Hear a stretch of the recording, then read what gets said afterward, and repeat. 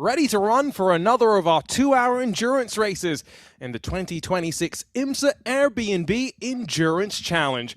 After the bumps of Sebring, we made our way to the Circuit of the Americas, and while some of our drivers were here earlier this year, it was at the sprint layout, and now they are unleashed around the full Grand Prix layout at this slowly historic racetrack in the middle of Texas. Hi folks, I'm Juna Kankipati in the broadcast booth. I'll be joined by Joe Peak shortly, third member of our broadcast team, Joey Atterbury, running up and down pit lane to pick up some of the storylines. And there are plenty of storylines for us to get through. But first, let's talk about the track itself. Opened back in 2012, and in the last 14 years, so many memorable moments through Formula One, sports car racing, and many more. An 11% climb up into Turn 1 Big Red before you sweep down towards the S's, and then, of course, where they would usually hang a left through Turn 6, instead run up to Turn 11, and now a 1.18 kilometer stretch on the back straightaway will set up one of our primary passing opportunities. 133 feet of elevation change. It's about 50 feet wide at its maximum.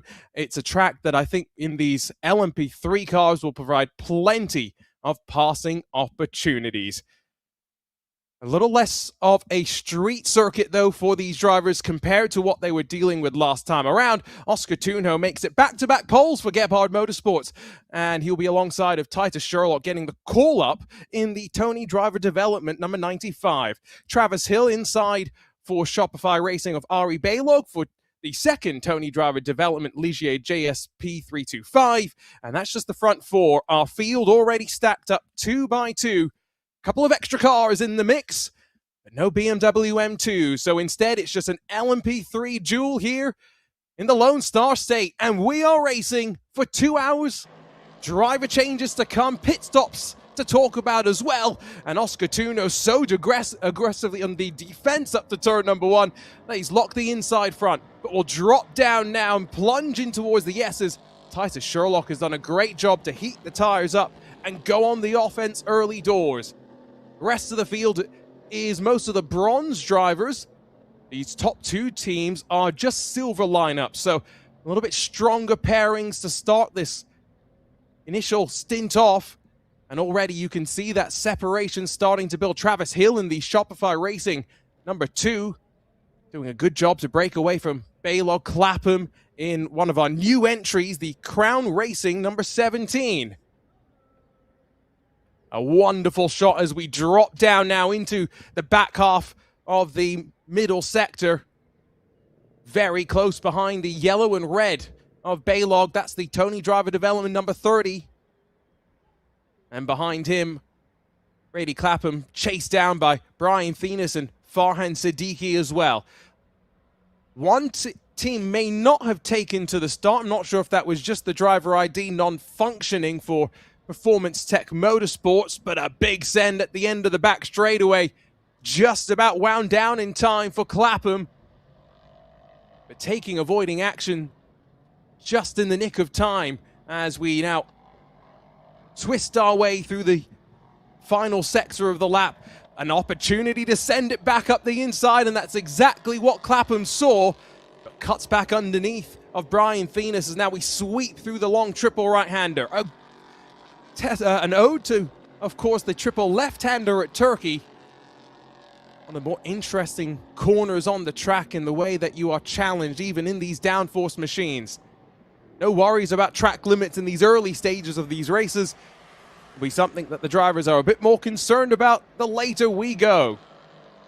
Running out wide, 1 lap complete. And no change at the front of the field as Oscar Tunho holds on from Titus Sherlock. Travis Hill, Ari Baylog, 3rd and 4th positions. That gap, a full 2 seconds as this race continues to build. I mentioned pit stops.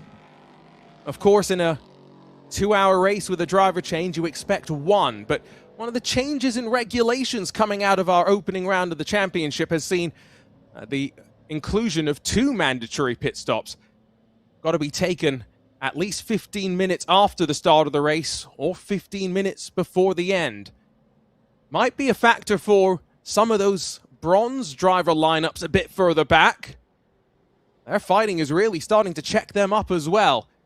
Down the hill, into turn 11. Wiggle from Brady Clapham as he swings out wide, beyond the limits of the track. Brian Thenis now alongside as they put the power down. And it's a drag race for 1.1 kilometers. Rather muggy conditions for these drivers as well. It's going to be a physically taxing stint, you would think. And the fighting just continuing. Clapham now left on the wrong side of the track as they head up to turn 13. And eventually the yellow and red. Ari Baylog, Tony Driver Development, number 30, able to hold on. Through all of this, Farhan Siddiqui has closed up. We didn't get to see much of the Fast MD with Remstar Duquesne in the opening round of the championship. But that's a lineup to keep an eye on because Jagger Jones will slot in the second half of the race. Yellow flag down at turn 13, but very quickly cleared. So a quick look at the Dancing Ants and Performance Tech Motorsports, the one that's lost the most time, and message on screen confirms that. Martin Bruhat paired up with Daniel Oliver in the return for Performance Tech Motorsports, who are actually winners here. The last time IMSA raced the full championship back when we had the Prototype Challenge as well. The lineup that weekend, James French and Pato O'Ward. Just your reminder that these LMP3 machines through the years have produced so many talented drivers. The tires either side of the S's, they are, well, a deterrent to cutting the first part of the lap. There's no question about that. But already we are starting to see the track limit warnings start to trickle in. First ding from the team at Race Control. Well, car 7, I think that might be 17 or 77. I'm not quite sure, but at least one. Arjuna Kankipati in the broadcast booth. We're joined by Joe Peak shortly. He's just celebrating some podiums and some of the other racing this weekend. Joey Atterbury, the third member of our broadcast team, looking to try and grab some of those storylines down on pit lane. And one of the storylines was that in Free Practice 1, the Crown Racing car, Brady Clapham, has been in the thick of the fight so far.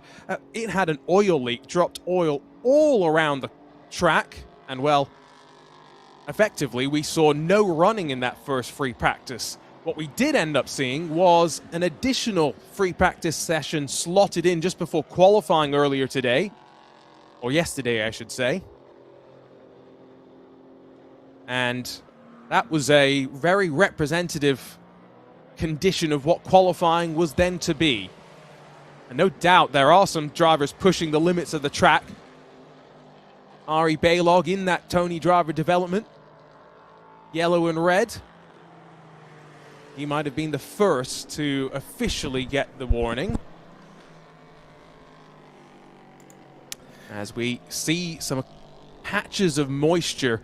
There was some rain earlier today, but much like we saw at the WeatherTech Raceway Laguna Seca last weekend, the rain at the start of the day left rather early. Great look up above as these drivers battle out through the opening sector. Farhan Siddiqui enjoying being in the thick of the action. And I think Joe Peak has joined me now in the broadcast booth as Siddiqui gets his opportunity over the crest of turn 9 to sweep his way forward to 6th, Joe. Indeed, and yeah, thanks. Had to get through some duties, but glad to see that we are underway here at Circuit of the Americas. And for the first time today, we have a whole lot of sunshine barreling down. It has been foggy and misty all morning. That's getting to be rather good conditions for racing. I did hear post-qualifying, Oscar Tuno said that colder conditions suit the car, and by no means is it the warmest that you'll see through 2026 in the Lone Star State. Remember, these drivers are the Bronze Cup drivers. We only have 2 teams which are pairing up 2 silver drivers. That means a little bit more experience. You expect them to be a bit more consistent. And therefore, no surprise, Joe, that Oscar Tunjo, Titus Sherlock, 1.5 seconds splits the 2 of them. And what an eventful opening round of the championship that we saw. Titus Sherlock's filling in for Lincoln Day, but in the opening stint, Lincoln had a spin before the Gebhard team got penalized in the pit stop window, dropped backwards, then a safety car kept them in contention, all before fuel pump failure dropped the Tony Driver development crew from the race lead. It was a back and forth tussle, and they're not being separated at the front just yet. No, they want to make up for that for sure. It was a real rough going after it looked like they had such great speed, especially at the end. And I remember them setting purple laps there in the second half of the race. And so it was just kind of a testament to what could have been for them. In the meantime, as we watch Tunjo lead the way, he's not got that big of a margin, as you mentioned. It's looking like he's going to have to stay on his toes in these early stages. And I'll bring up a good memory, but with it comes some bad. We are celebrating where Oscar Tunjo actually debuted back here in 2025 in IMSA VP Sports Car competition, although in that race, Gebhard Motorsports managed to miscalculate fuel and splutter on the final lap and gifted their competition the win. They rectified that mistake the next day, though, and a team of their experience won't be making that mistake again. Another, by the way, track limit infringement the way of Crown Racing and Brady Clapham, so a little bit too much aggression being shown on track with energy through the tires. And already these top 2, again, just maybe an illustration of their consistency compared to the rest of the field made up of the bronze lineups. But Joe, they are 16 seconds clear of third position right now.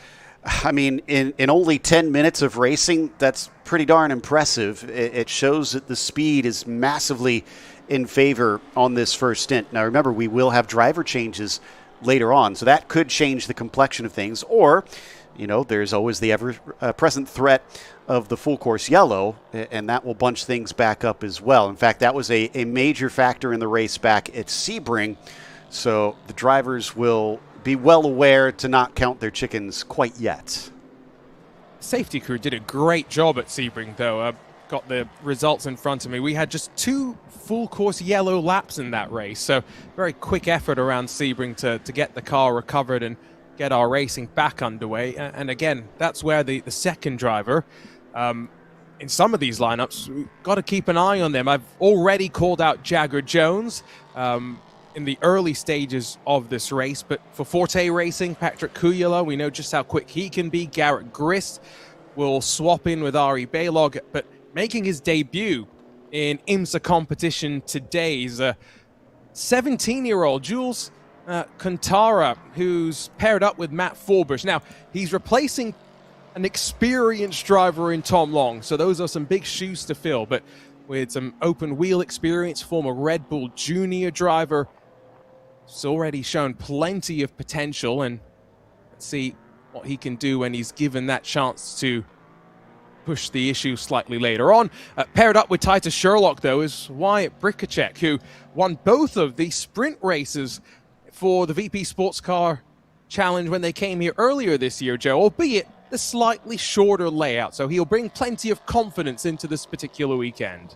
Exactly. That's part of the issue here, is that it's not the same track that they were running. At least half of it isn't. But the good news is I think most of the corners that they hit is actually in that first half. So the learning isn't too hard. In fact, most of them have probably been here before. You mentioned Jules, though, who's hopping over from Europe. He actually has been racing in the Le Mans Series in the LMP3. So he's been getting some experience in this car. I think he's a wise choice to join. And that team, Forbush Performance, has switched to the Duquesne D09, which is one of the new generation LMP3 cars. We're racing old and new gen, but The only difference is really the engine. We're going from a 5.6 liter naturally aspirated V8 to a 3.5 liter V6 twin turbo. So a little bit heavier the engine. You've got to route some of the, all those pipes to the engine slightly differently as well. But effectively, the same chassis underneath you. So very comparable in terms of speed. Definitely not something that we'll talk too much about, with the exception of these teams having to maybe dial themselves in to those slight differences. Oscar Tunjo, though, pedal to the metal right now. I mean, he is doing a great job. Last lap alone, he pulled half a second on Titus Sherlock. And I'm glad you brought that up, because we saw coming into turn 11 just a tiny little wiggle into the corner. So, yeah, they're pushing in these early stages, knowing they cannot give up any sort of ground. And speaking of learning and trying to adapt to certain things, one of the aspects that we do have to keep track of is this track is probably going to be changing dramatically over the course of the race. I had mentioned that it was pretty foggy earlier. We did have rain overnight, and the track was still wet when this morning's racing began for other series, and has since, obviously, you can see, very much dried up. But it is a very green track early on in the day. So I think we're going to see a lot of change over the course of this race as they continue to put rubber down. And for those wondering what track limits are, especially in these slippery conditions, so that's also something I think to keep in mind. These drivers may be struggling a bit more for grip until we put a bit more of our rubber into the surface and maybe heat the tarmac up a little bit. Track temperature is only 86 degrees Fahrenheit, while the air temperature is 79. So gives you that indication. But it's fairly simple in terms of track limits. On the apex of the corner, keep one tire inside the white line, you'll be good. On the exits, one tire inside of any green painted surfaces where applicable is the wording that the drivers were told. So we'll see if any of our teams later on today have got to maybe pay the piper for the sins paid now, because that's the fun thing. The track limits accrue for a team, not just for a driver, Joe. Yeah, and in 2 hours, that can add up so easily. We've been seeing those messages bit by bit cropping up here. You really do not want to use up those track limit warnings early in the racing, in case you find yourself having to push late in the race, and it'll be easier to overrun those. And we have to remember, these are very low-slung cars, so it's difficult to see over those wheel arches exactly where you are. And if you have to get within inches or centimeters of placement, then it could be easy to just unintentionally wind up going over. Joe, I briefly mentioned it, but slight change from the opening round of this IMSA Airbnb Endurance Challenge, where we've now got 2 mandatory pit stops. But for any pit stop, for those 2 pit stops, and I should say for any service that requires changing all 4 tires, changing a driver, or putting fuel in, a minimum pit stop time applies as well, which is 2 minutes and 30 seconds. You can't fuel and change tires and change your driver at the same time, all in the name of safety and cost, making things a little bit simpler. But the fact that we've got 2 of these pit stop windows now in a race where the car only needs 1 to get to the end will make things interesting, and we've got to take her to pit lane quite early inside of the opening 17 minutes. So that's Travis Hill in that number 2 team, Shopify Racing, coming out from what was a podium position. And yeah, this must be a strategy call of some sort to go for this, because they're, like you said, they don't need really fuel this early on. There's not much that tires are going to do for the car, so this will kind of put them off sequence to everybody else, unless somebody sees that and decides that they want to try and kind of cover them. I'm not seeing anybody following them doing so yet, but we'll see whether or not the one of the 95 sees it and decides it's a good idea. We'll see if there is a driver change, because you could theoretically swap the drivers twice now with the way this race works. And in some ways, that could incentivize you to start your your silver driver out in some of the later rounds of this championship. Let's head down to pit lane for the first time today, check in with the third member of our team, Joey Atterbury's one of our drivers. Yeah, I'm here with Valentino Catalano, and obviously a great start so far. How's everything going inside the car for the co-driver? Yeah, at the moment it's looking great. I mean, Oscar did a great start from pole position. It was quite scary in turn one with the lockup, but he did a good job to manage the position, and now he's doing also a good job with keeping the position and just doing his laps and keep progressing all the time. So I think at the moment everything is looking good, but the race is still really long, so we can't celebrate yet. But at the moment everything under control. Like you said, we're still early on in this race. How's the long run pace? We're still very, very early in this first stint. So long run pace is for sure the most important, and I feel like we have a good car to do that. Gebhardt is doing a good job in that. Yeah, we have to see after the pit stops with different tires, and the track is evolving also all the time. At the moment he said the car feels good, so let's see if it still be like that. Well, good luck out there. Back to you, Arjuna. Thank you very much. He's right, that lockup into turn one was a slightly nervy moment, but he's managing the pace quite well. And as the field starts to streak back to the line, one thing to remember with these early pit stops and the way it will work out is Travis Hill, 2 minutes and 30 seconds. You're guaranteed, Joe, to go a lap down right now, and they have indeed swapped the drivers around, and so Nicole Havrida is going to take over in the Shopify Racing number 2.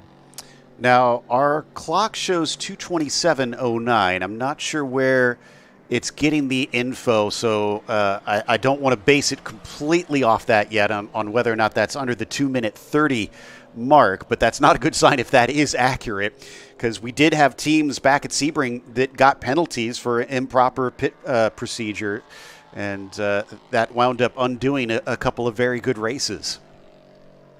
So we'll wait, but the briefing was also quite clear to the drivers that you can't slow down in the pit lane to ensure you meet the minimum pit time. So there's not much Nicole could have done. It's now just about we're talking a margin of 2.91 seconds too early in being released, but those are the rules. And again, the team at Race Control will have the data that really matters. Titus Sherlock, by the way, has started to reverse the tide.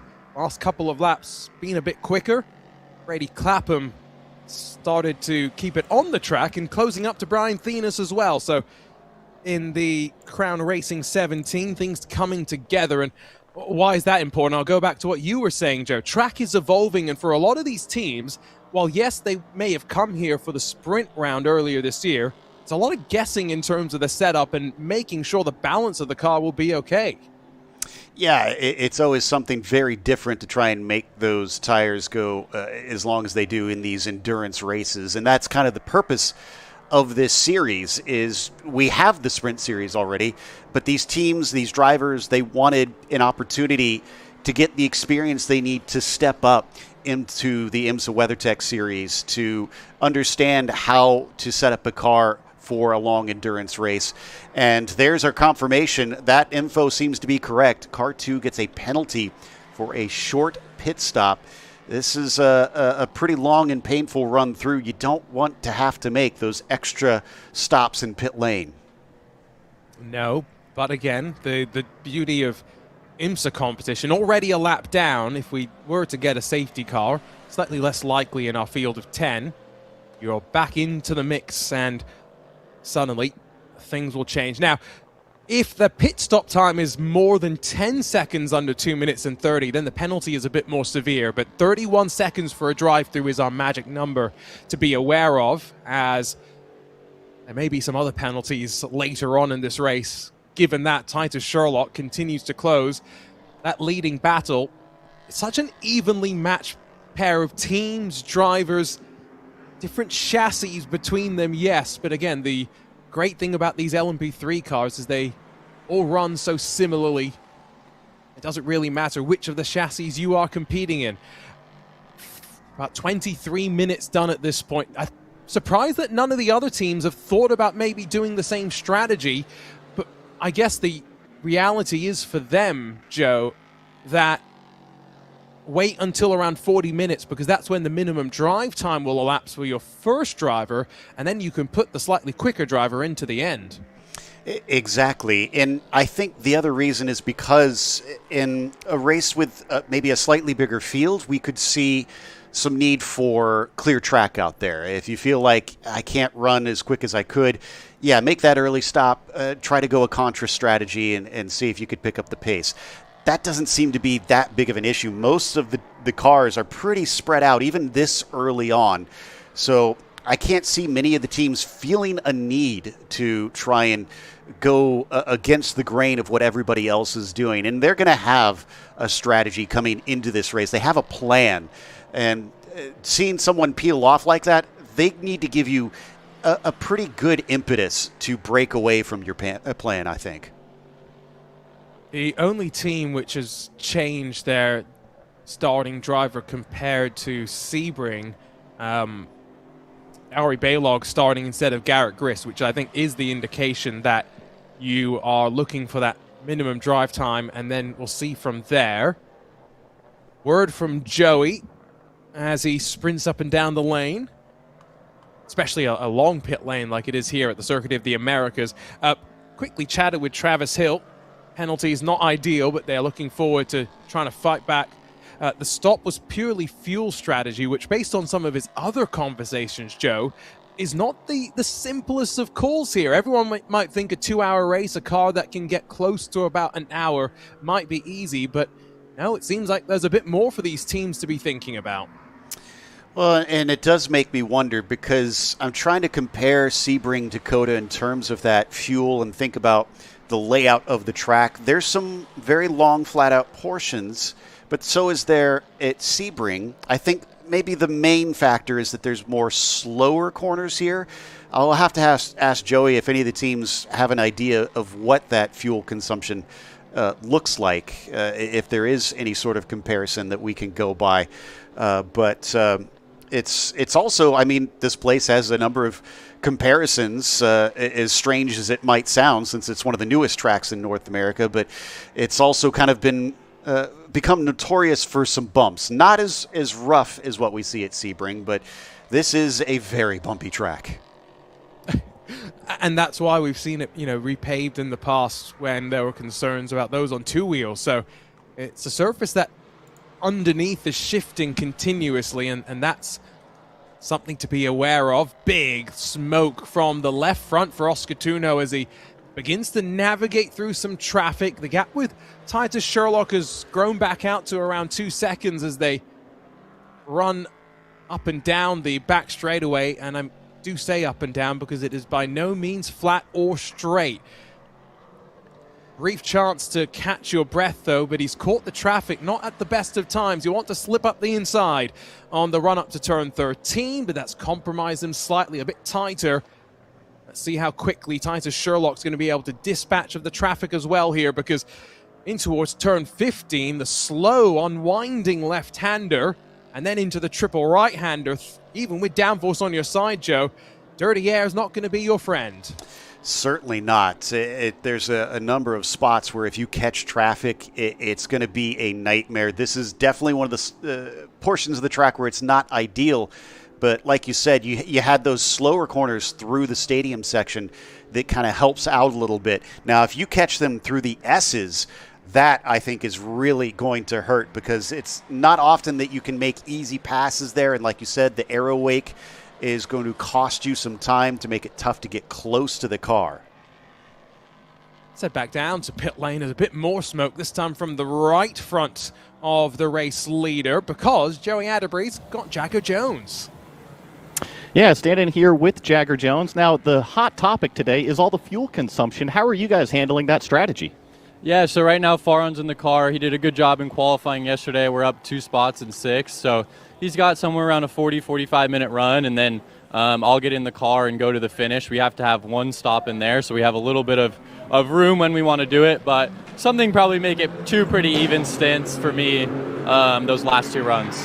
Now, when you get in the car, are you going to be running all out or maybe a little bit of fuel save? Can you repeat it? It's loud down here. It is quite loud. Are you going to be running all out once you get into the car, or do you think you can fuel save it a little bit? No, I mean, now that we have 2 stops, there's not really any benefit of fuel saving. It's like full out, 2 full sprints, 30-minute sprints about. So you got to go all out right out of the pit box. We have 2-minute and 30-second mandatory stops, so we have plenty of time to fuel. So there's not really an advantage of saving. So it's all out, all out. Well, good luck out there. We look forward to watching you. Back to you, Arjuna. Thank you. And the key sign is no driver suit on. It might be around the waist, just at standby, but by no means is he thinking of jumping in if Farhan Siddiqui needed an urgent trip down pit lane. Still 11 minutes plus left to go until our drive time complete. For those wondering, BMW M2s, we were hoping to see them in action here as our second class of competition. And while one team, Mark II Racing, has already confirmed their entry into the championship, still waiting for the rest of the class to be fleshed out. And so IMSA and BMW working to hopefully bring that class to life, maybe for VIR in the next round of the season. But what it does mean is, like Joe was saying earlier, less chance of maybe any safety cars. And so I think it's a lot easier maybe for these teams and strategists to calculate, especially in the Bronze Cup, what they want to do with their drive time. Exactly. And I'm sure the strategists love that it has been simplified because it makes their life a little bit less of a headache. But that also means that this is going to be much more of an all-out sprint if we manage to get away with fewer safety cars. I mean, knocking on wood, we'll see. Despite all the paved runoff that you have here at Circuit of the Americas, there are some places where you can have some very heavy hits. Just earlier today in Porsche Sprint Challenge, when it was still greasy, we had one car absolutely smash into the Armco down into the braking of turn 12 because the wall is just right up against to the side of the track where you're going to see our leaders head down to right now.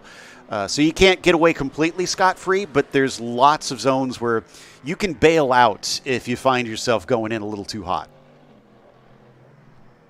Slightly different feel, though, compared to the shortened layout where the shortcut that they run does feel very street circuit-esque, not just because of the walls, because that part of the track is even bumpier.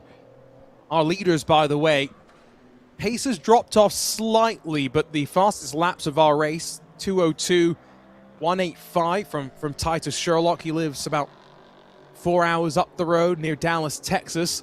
Well, that compares to, well, DPI would be the only reference that we have from the last time IMSA was here, back in 2017. 157.198. Compare it to a modern hypercar when the World Endurance Championship comes here at 152, so we're only about 10 seconds slower than that right now. And if you want to go even quicker, Indy cars were 148.8, and then an F1 car, well, cut even more speed. Back in 2019, a 136.169. I'm still wondering, Joe, how you managed to make a car go about 30 seconds a lap quicker than these. I mean, it is impressive what the technology can do, but as you were reading off those times, the one car had another big snatch of the inside left tire coming up into big red. We heard some chatter earlier about, any concerns of lockups and things like that. You don't want this stuff to happen very early in the race if you're having to either suffer through a flat spot or actually it's bad enough to change your strategy. That is less than ideal. They are leading right now, but we're seeing it's not looking perfect currently. There are indications that drivers are starting to suit up, and so as soon as that pit window or driver time window opens in 8 minutes, the pit window will follow suit and break open as well. I believe the first to be in is going to be Crown Racing in their older generation Ligier JSP 320. Now, for those running any of the generation of Ligier cars from this round forward, and that includes both the 3 remaining IMSA Airbnb Endurance Challenge rounds, but also the rounds of the regular VP Sports Car Challenge Sprint Championship, there's a brand new LMP3 Bronze Driver Championship, and so whoever is able to come out on top in that actually will win a seat in a LMP2 car during next year's Le Mans weekend at the Legends of Le Mans race, and so a little bit of extra fight for some of our bronze drivers. What an opportunity that would be to not only have so much success across of your IMSA VP and Airbnb challenge schedules, Joe, but then to get the opportunity to fly across the pond and race at the Circuit de la Sarthe. Yeah, and I think that is a testament to how the sports car world has really hit a golden age, that we are now so much intertwined, because there was always some crossover, but we spent so many years without many connections, real connections between the European racing and the North American racing, and IMSA's done a great job working with our folks over across the pond to offer these opportunities and really also make sure that we've got chances for cars and teams to be able to go and compete on both sides. Like I mentioned, we have drivers that have been competing in these LMP3s over in Europe and now coming over here and saying, you know what, I want more seat time and I've got opportunities to do so. Yeah, the Gebhardt Motorsports crew, Tuno Catalano amongst the more experience in LMP3 cars in this field, but even look at Ari Balog, who's won Petit Le Mans in the LMP3 class going back a handful of years as well.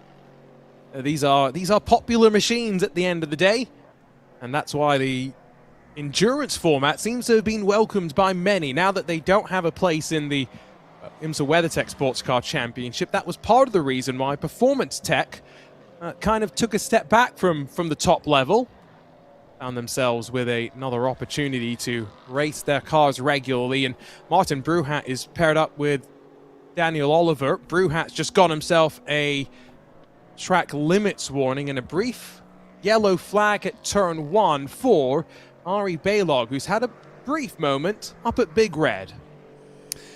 Yeah, I'm double checking that because I did see the 11 around there too, so I'm wondering if it's either Balog or Williamson that had a moment up there. That's one of those spots where you can definitely get away with going wide because there's lots to the outside. And look at that.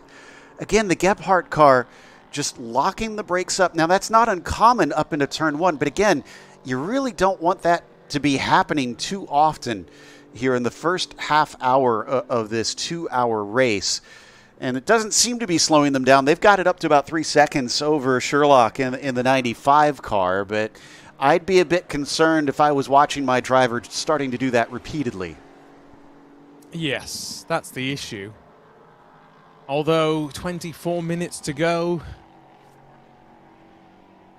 they're only allowed, 3 sets across, I think, the qualifying and race part of the weekend. So, and there's another big lockup down at turn 11. So, as much as Oscar Tuno's got a 3-second buffer back to Titus Sherlock, the car is being pushed right now, which is exactly what we want to see as he gets ready to hand over to Valentino Catalano. Oscar Tuno leads, of course, in the VP Racing Sports Car Challenge Sprint part of the championship.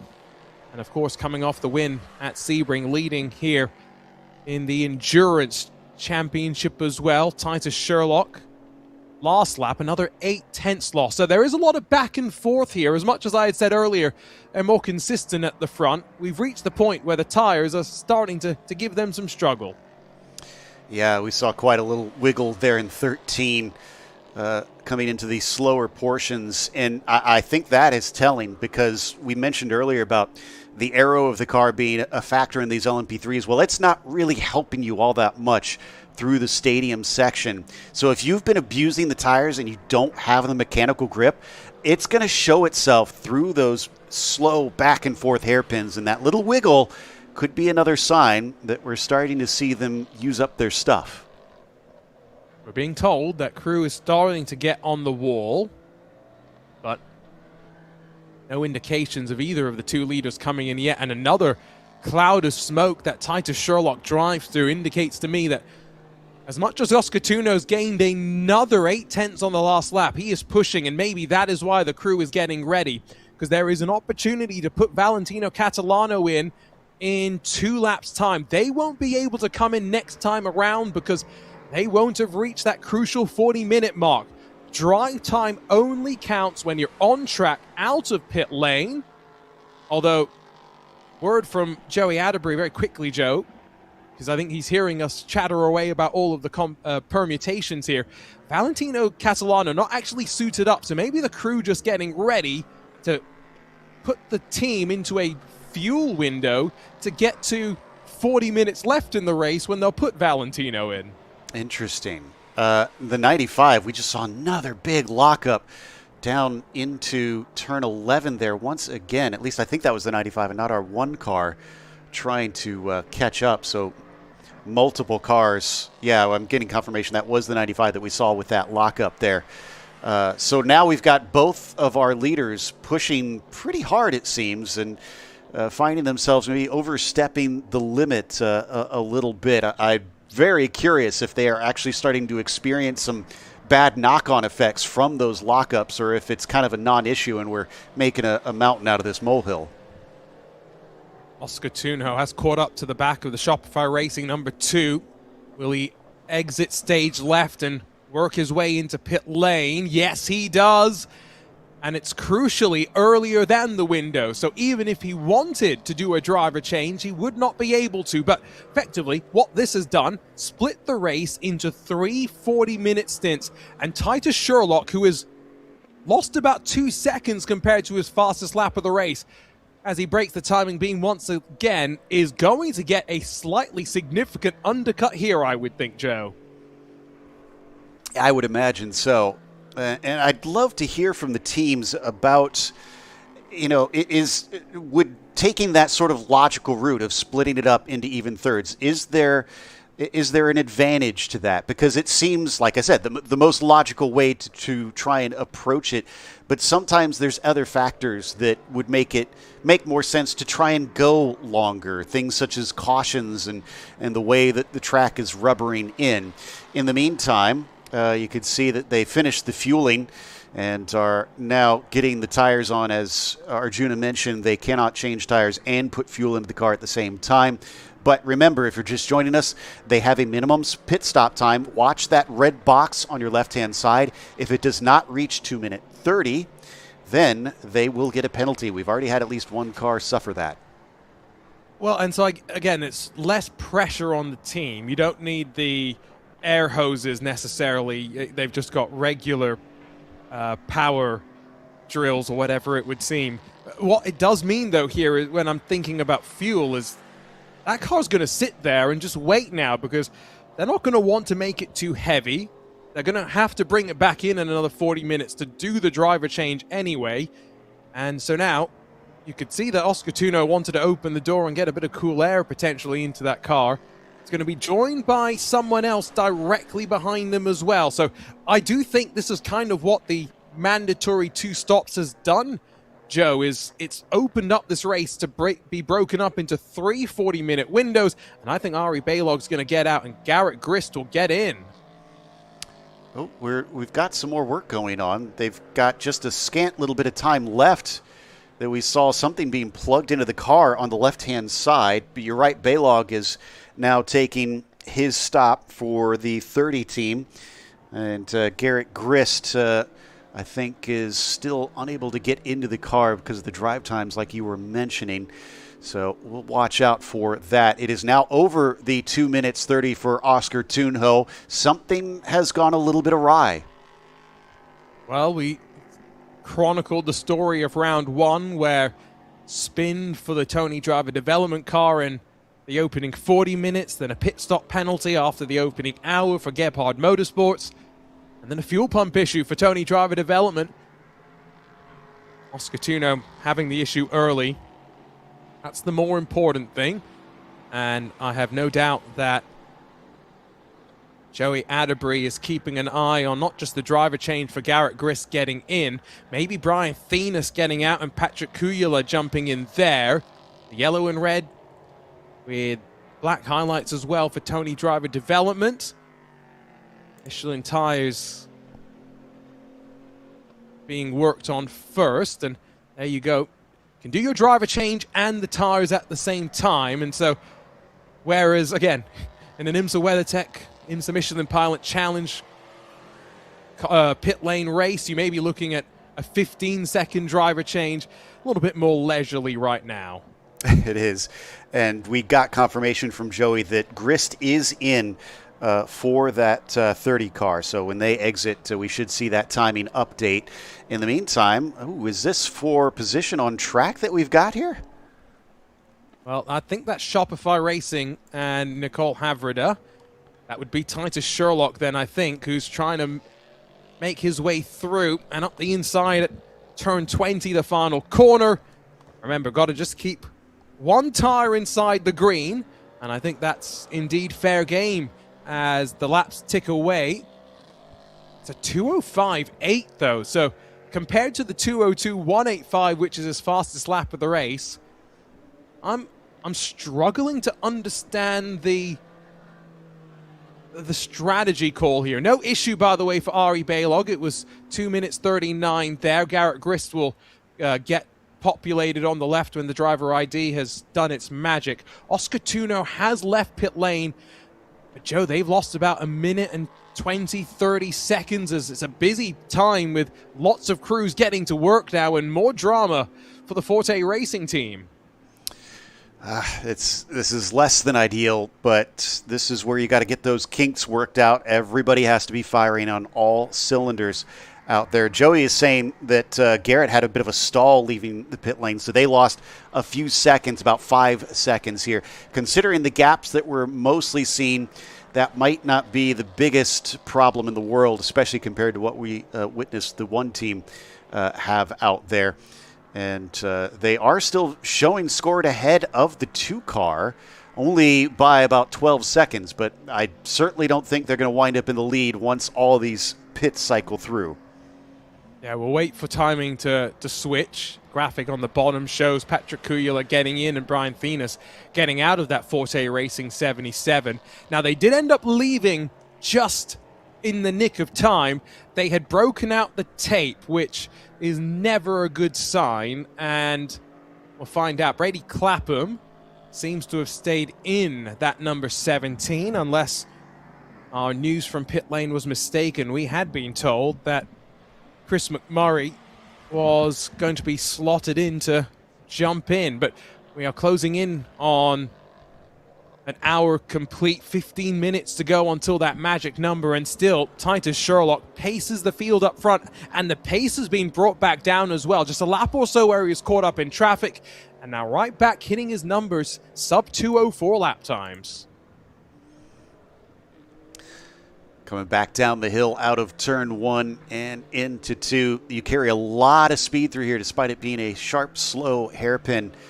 And then it is all back and forth weight transfers through this S's section that the driver has to deal with. And we've seen a variety of lines for drivers over the years through this part on kind of what is more ideal. The main thing is just trying to stay on your racing line, because as soon as you start to get behind on where you need to place the car, you're going to start to lose time out there. But down into the braking now, the 95 of Titus Sherlock, not only our leader, but currently holds the fastest lap of the race.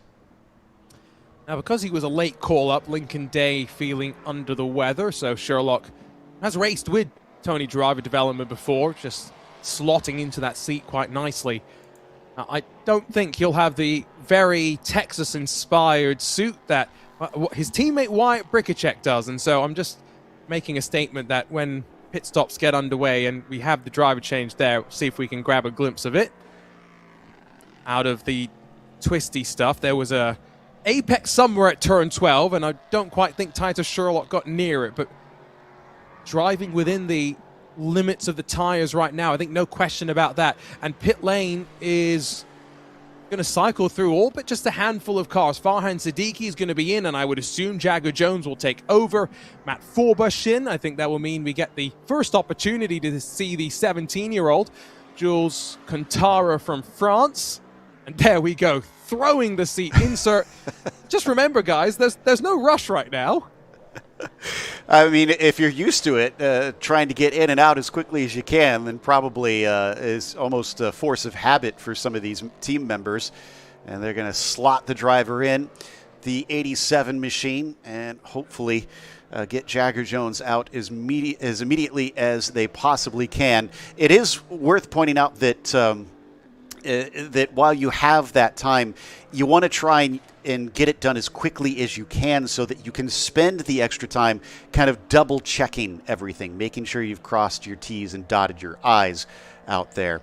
Joey's been saying some of the drivers are looking a little less than energetic coming out of the car. And I want to point out, since you haven't been out here at the track, Arjuna, this is the sunniest it has been all weekend. It's over 80 degrees Fahrenheit at 80% humidity. Mother Nature is not being kind to these drivers. No, and I can even tell visually that it is starting to warm up. So I do feel for the drivers. That's where for those that have cool suits and those systems installed, that will be good. Now, the 87, this is not... you've got plenty of time, but they are also maybe not the most sure on something. They did overshoot their pit box, we're hearing. Sorry, go ahead. I was just going to say off and away for another. That's the Forbush 18, the first of the Duquesne D09s. That's slightly early to be released, Joe. Yes, they've got to get to the end of pit lane. There was already a penalty for Danny Sufi, the 11 pin axis zone 4 racing outside of the box. We'll see if anyone else is going to get dinged. Look at 2 minutes 30. That's the magic number. Already one team has been caught out by that. Farhan Siddiqui, Jagger Jones, 29 hundredths of a second, but they're on the right side of the magic number. Well, that seems like a pretty well-oiled machine. That's cutting it a little close, but it might come down to it in the end. We'll see, as we've been green since the beginning of these first 50 minutes. If we get a caution, that will change kind of the complexion of that one. Whoa, is a big moment for the 95 coming off of turn 1. These are very low-slung cars, so you don't want to straddle the curbs. The 38, in the meantime, is having an issue down at turn 11. That's Bruhat. And is that damage on the left side, or is that just the angle of the camera? Spin at turn 11. Well, pointed in the wrong direction as well, and that's an awkward place because it leads onto that long back straightaway, but plenty of visibility as drivers drop down the hill there, so hoping he can refire that car. We'll be handing over to Daniel Oliver, who's, well, much like Joe and myself, going from the world of sim racing to real racing, and unfortunately not having the easiest of starts to his IMSA campaigns. He wanted to go big here in Texas. Unfortunately not finding it was all his own way. Sounds like Joey's ready down on pit lane. Joey, who have you got? Yeah, standing here with Brian Thenis, who just hopped out of the car. Now, we noticed the team fixing a little bit of splitter damage on the front end. Yeah, on the start, got in the back of Ari Baylaw. He was broke, I thought, maybe a little bit too early for turn 1, or maybe I broke a little bit too late, but I'm just going to go with he broke a little too early. You're coming in at a little bit lower approach speed, and when you're taking the outside, you can always brake a little deeper, so misjudged it a little bit, just a little tap. Hopefully his car's okay and didn't affect his race. How's everything else going in the car after that incident? Pete Jacobs, I think one of the best engineers in the business, gave us a really good race car. Probably I could have done a little bit better job driving the car today. But car's handling really good. I think Patrick's got a good chance of moving up a little bit. I'm just happy to be in the front of the bronze pack. That's kind of my goal. Now let's see how Patrick can do in the rest of the race. Well, good luck out there the rest of the race, and back to you, Arjuna. Well, his teammate, so much experience. Go back to 2013 and 14. He was on the rise through GP3 and then made the switch into sports cars and finding his path through Super Trofeo, Carrera Cup Italy's, and then, of course, GT World Challenge competition around the world. He's found a good home with Forte Racing alongside of Brian Thenis. Of course, quite a ways back from Titus Sherlock, who still owes us a pit stop, but now that the number 38 has gotten back underway, no caution threat, Titus Sherlock not too worried about the field being compressed. Driver ID finally deciding to update on a couple of drivers. Chris McMurray does indeed get into the car for the first time today. And what a history in racing he has. His first start in the American Le Mans Series, Joe, all the way back in 2001. Yeah, at this rate, that is a long, long time ago, which feels weird for me to say. But it has really been an incredible history for some of these drivers, McMurray especially, with a best finish of a second, I believe, in the championship during his career over here in North America.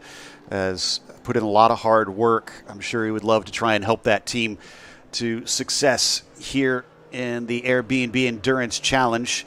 Another car, the 30 team of Tony Driver Development, apparently getting a warning for track limits. Also, as you can see from the shots of Turn 11, that Performance Tech Motorsports car did get going under its own power.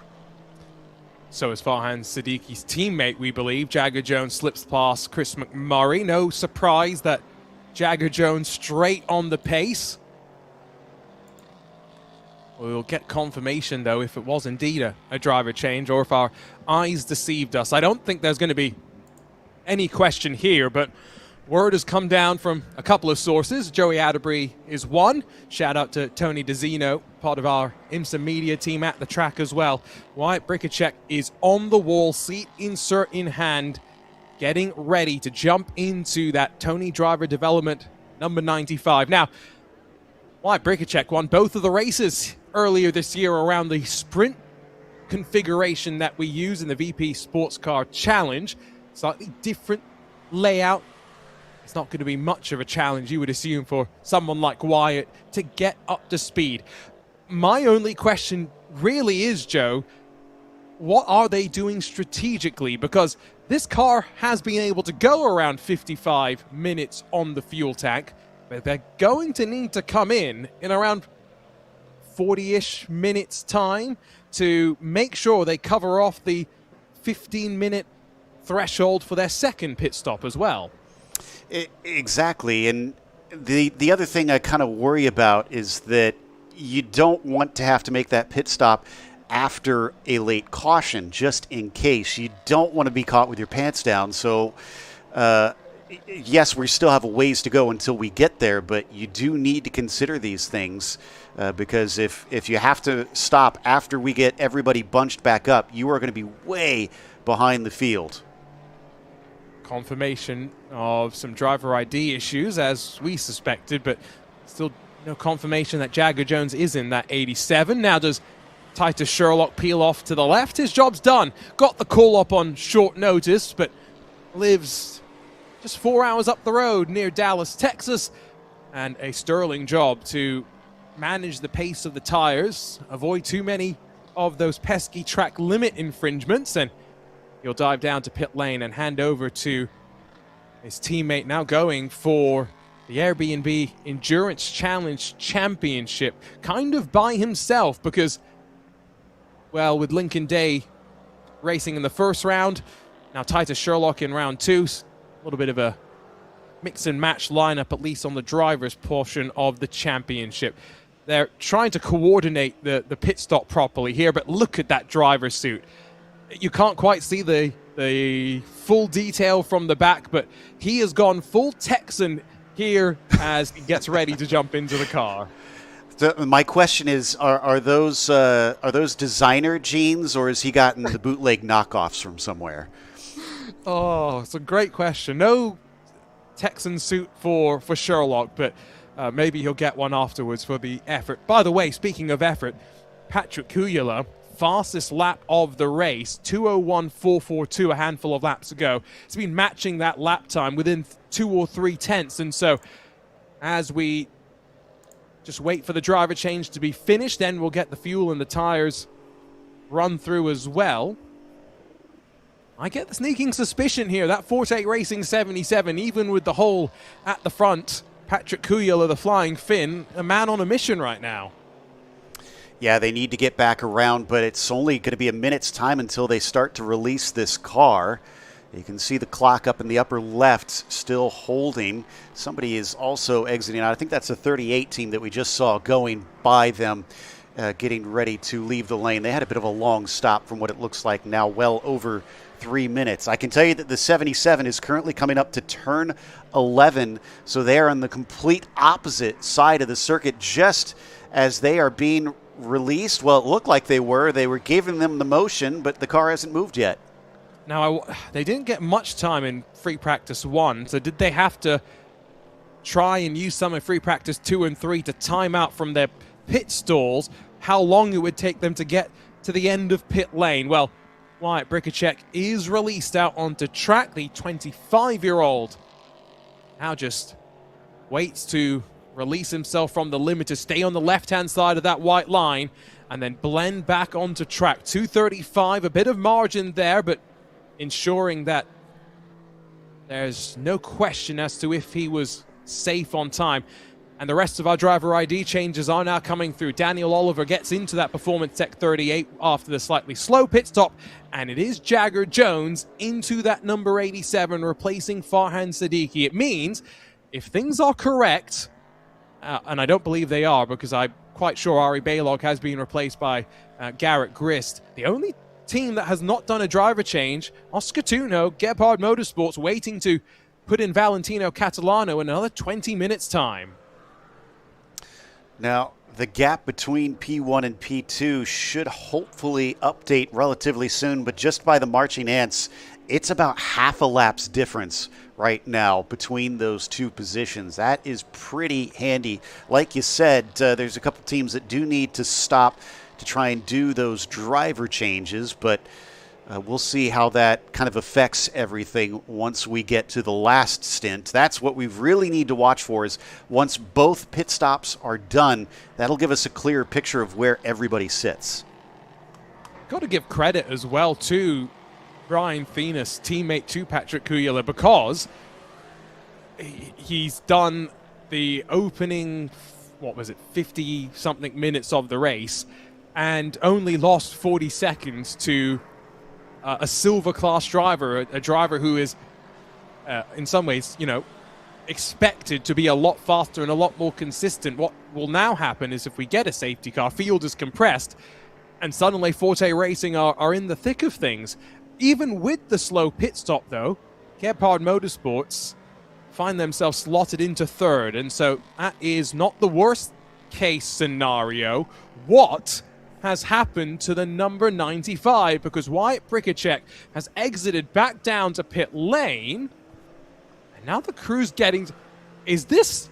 I did wonder if they had done tires, and I think they did not. Is this their magic way of eliminating both of the required pit stops in one fell swoop? That is clever, if so. I hope we can maybe send Joey down there to talk to some people, because this is a very interesting way to go around things. And, yeah, I mean, if they're good to go to the finish, then... Now, could they make an hour? Yeah, I guess they could probably get there on fuel, could they not? I think so. It might be a bit of a stretch, yes. One safety car and they are safe. There is no question in my mind about that, though. And so this is a Texas blinder that they are playing right now. Kujala's going to take the lead. No question about that. Grist confirmed as taking over in that number 30 as well. But an hour left to go. 1 hour complete in our second round of the IMSA Airbnb Endurance Challenge. And all bets are off right now. Okay. I do love when teams start to get tricky with that stuff. Another penalty for the 38. Just a warning this time for those track limits. Joey is talking to some of the teams and getting the info on what that strategy is. We'll head to him in a little bit here. But it's... wow, this is going to, I think, catch a lot of people by surprise. This is kind of outside of the box thinking. Maybe not a surprise for Tony Driver Development to be the ones coming up with this strategy. Nathan Toney, of course, the man behind the team, but also engineer with some other teams as well. And he's got an eye for talent. I think there's no question about that. Put together two two impressive lineups. Ari Baylog's done a good job as well. Handed over the car in one piece, we think, to Garrett Grist, who's very steadily closing on Chris McMurray in the Crown Racing number 17. So that will be the fight for fourth on our hands sooner rather than later. It's only 2.5 seconds between Oscar Tuno and Jagger Jones. Jones is really on the hunt right now, and no stranger to the LMP3 machines. 2:35 again for Wyatt Brikacek. Some great timing from the Tony Driver development crew to ensure there is no questions about if they meet the minimum pit stop time. And so 57 minutes left to go. The number 95 has ticked the box on 2 of the pit stops that were required, and now surely can get to the end by slightly sipping on the fuel. But especially as the heat continues to rise, track temperature now up to 104 degrees Fahrenheit. It will make fuel saving that little bit easier as these drivers all are a bit more tentative on the right foot. Yeah, only 2 hours ago it was about 80 Fahrenheit on the track, so the sun is really heated up. Let's head to Joey, though, because I think he's got some information down in the pit lane. Yeah, standing by here with Titus Sherlock, who just hopped out of the car. Second weekend in one of these P3s. How's it going so far? Yeah, a bit up and down. Almost got a pole yesterday. I missed it by a little bit, and that stint was definitely tough. Pretty hot in the car, and I was definitely struggling with some oversteer, and I couldn't stop locking the brakes here either. I'm not sure why, but yeah, hopefully we're in a good spot for the rest of the race, and yeah, not too bad of a start. We saw a little bit of an interesting strategy play with the car. Was that the plan all along? Yeah, that was the plan. I'm just trying something a little different to do fuel and tires back-to-back each lap, so hopefully it works out. Well, good luck to you guys out there, and we'll be watching. Back to you guys, Arjuna. If a safety car comes out now, I mean, they are going to look like geniuses, right? They will have cycled back to the front. So it's all about the if. And that's the game on strategy, is often, you know, questioning those probabilities and deciding what is worth it. Patrick Kujala continues to be within 3 or 4 tenths of the best lap time that he has set since jumping into that Forte Racing 77. My goodness, on a mission right now and leaving everyone else seconds off the pace, with the exception of Jagger Jones and Oscar Tuno, who are able to stick that little bit closer. Wyatt Brikacek, now that he's got fresh tires, a full tank of fuel, fastest first sector, though, of anyone today. So clearly that car is looking good now that, like you said, they took that fresh rubber, and that could also be a part that pays big dividends on this somewhat unusual strategy that they've picked out. Still big gaps between everybody, and this is where it's difficult. You have to trust the strategists at this point and stick to the plan, Arjuna, because you've kind of made your bed. Now you've got to lay in it, and you're not racing people directly as much. In fact, we've only got a few cars that are within touching distance of one another for actual track position right now. So you kind of just have to hope that what you're doing, the laps that you're hitting, are having the desired effect, and that it'll all shake out in the end. Only really close fight is Garrett Grist, who's caught up to Chris McMurray. But again, slightly different, I think, expectations there. Garrett Grist looking to try and close up to the top. Last lap was about 2.7 seconds faster than the Crown Racing 17. Great to have them and the Performance Tech Motorsports teams joining us for the second round of this season. This VP Sports Car Challenge edition with the Airbnb Endurance Challenge proving to be very popular with the LMP3s. Next time we go racing, though, will be at the start of June at the Mid-Ohio Sports Car Course, which is a headline event for the IMSA Michelin Pilot Challenge. They get a 4-hour race. We'll get 2 45-minute races with our LMP3s and our GSX machinery is, I think, the proper class name for them. Shopify Racing were the first to pit right when the window opened about 15 minutes into the race, and they are back into pit lane now as well, Joe.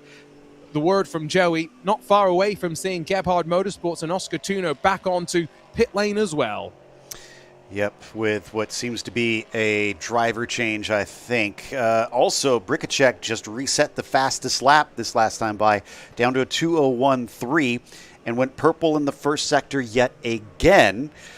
So continuing to use that extra pace to really push at this stage. I think they are kind of in that sort of heated portion of their strategy where they need to make the best of what they've got underneath them.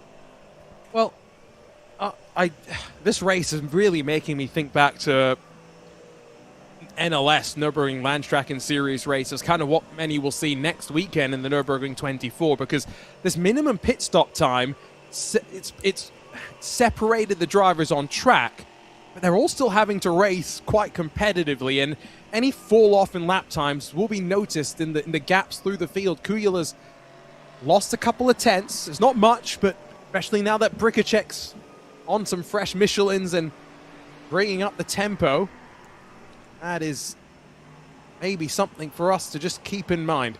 Only one full course yellow at Sebring, and for a total of 2 laps. We didn't have much trouble by any means, and the trouble that we did have was really single car technical issues. And so 51 minutes remain, knock on wood, hoping that we'll see all 10 of our machines see the checkered flag, because first challenge for any team, Joe, is finishing a race, especially in the heat of the day like it is continuing to warm up right now.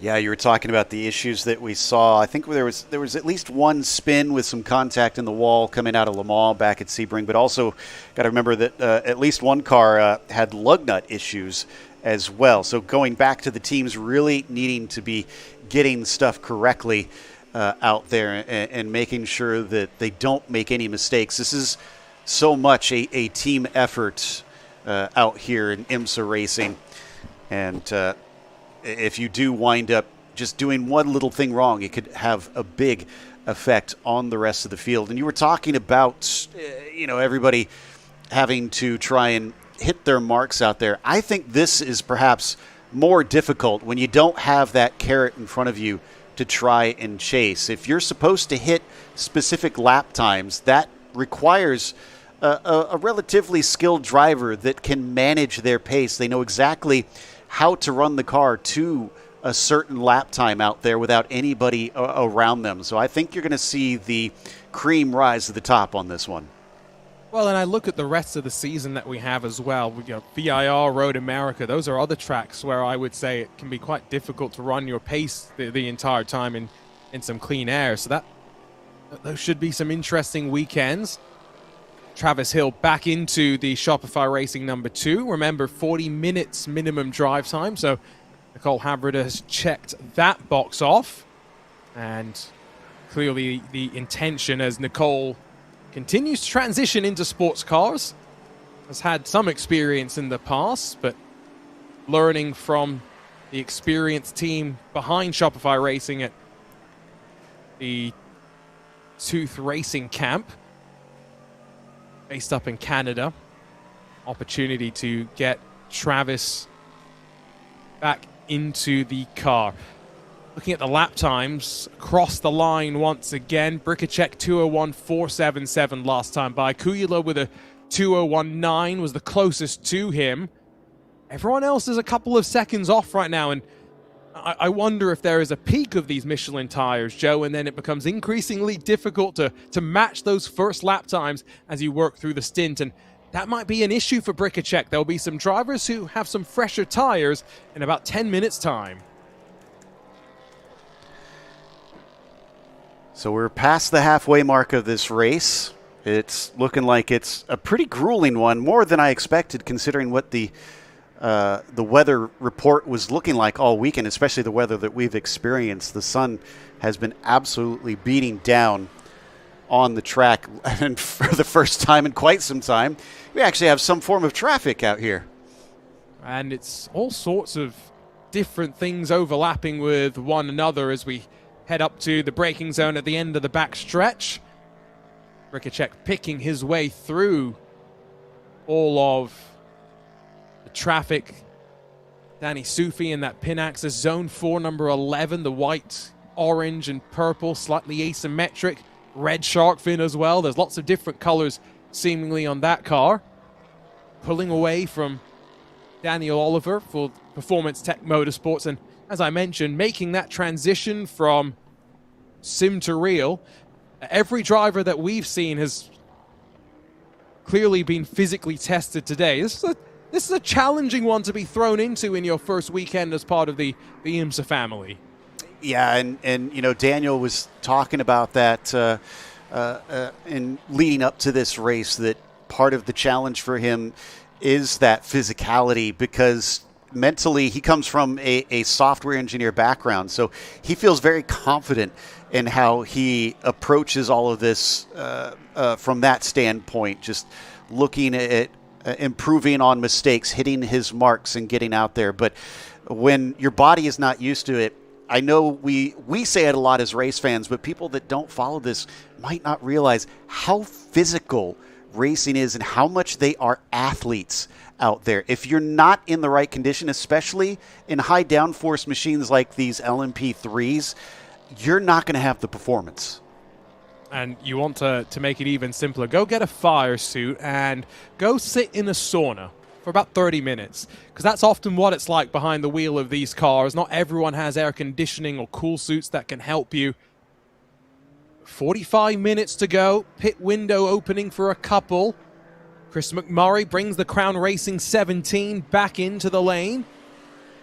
But also now in pit lane, Gebhard Motorsports, their Duquesne D08, and out gets Oscar Tunho, and in will get Valentino Catalano.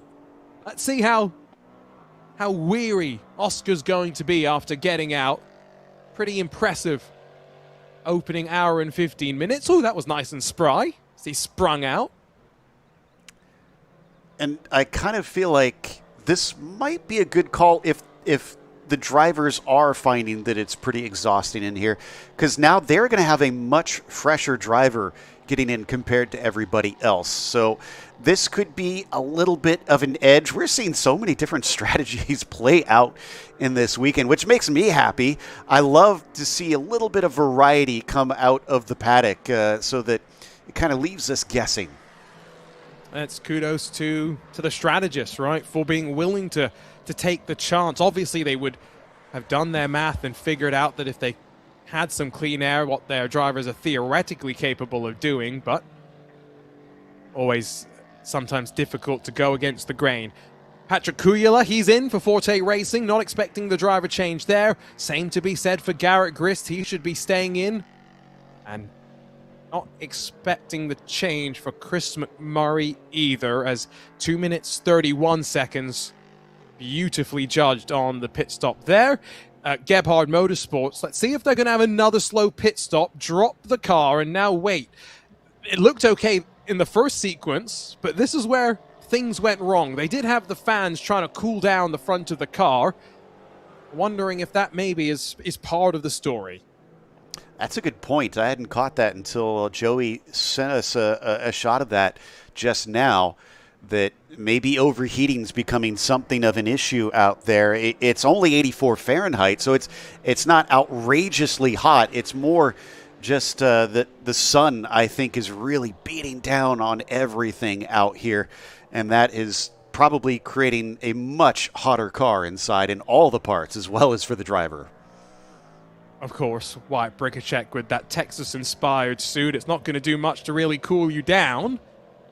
However, looking cool behind the wheel, maybe that's a factor. He's got the fastest lap of the race, 2:01.3. And last time by was the fastest man on track by a good 2 seconds. That is maybe an indication of where we sit strategically as well, with 3 or 4 cycling through pit lane. Oscar Tunho was a 2:31, so that's another well-judged pit stop. Wait for Garrett Grist in the number 30 Tony Driver development. The red and yellow paired up with Ari Balog.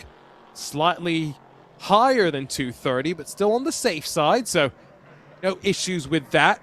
And now that Jagger Jones has cycled to the lead, Wyatt Brickercheck up to second. Now just waiting for Patrick Kujala to make his second and final pit stop. And speaking of final, Daniel Oliver, not all his own fault. His teammate got his own share of warnings as well, but he's now got to tiptoe around the track for the next 42 minutes. Daniel, welcome to the world of motorsports. It's just like iRacing. If you had 16 out of 17 incident points in a regular race. Yeah, I was kind of thinking the same thing. He at least has experienced that front, but it's never fun when you've been given a car by your teammate and find that they've kind of used up all of what you needed out there, and now he's going to have to suffer the consequences of trying to keep it within the boundaries. So yeah, fascinating. Now that we've got most of the pit stops done, and Jagger Jones with a pretty handy lead in that number 87. Now, actually, have they taken that second stop in that 87 team yet? I've lost track of that.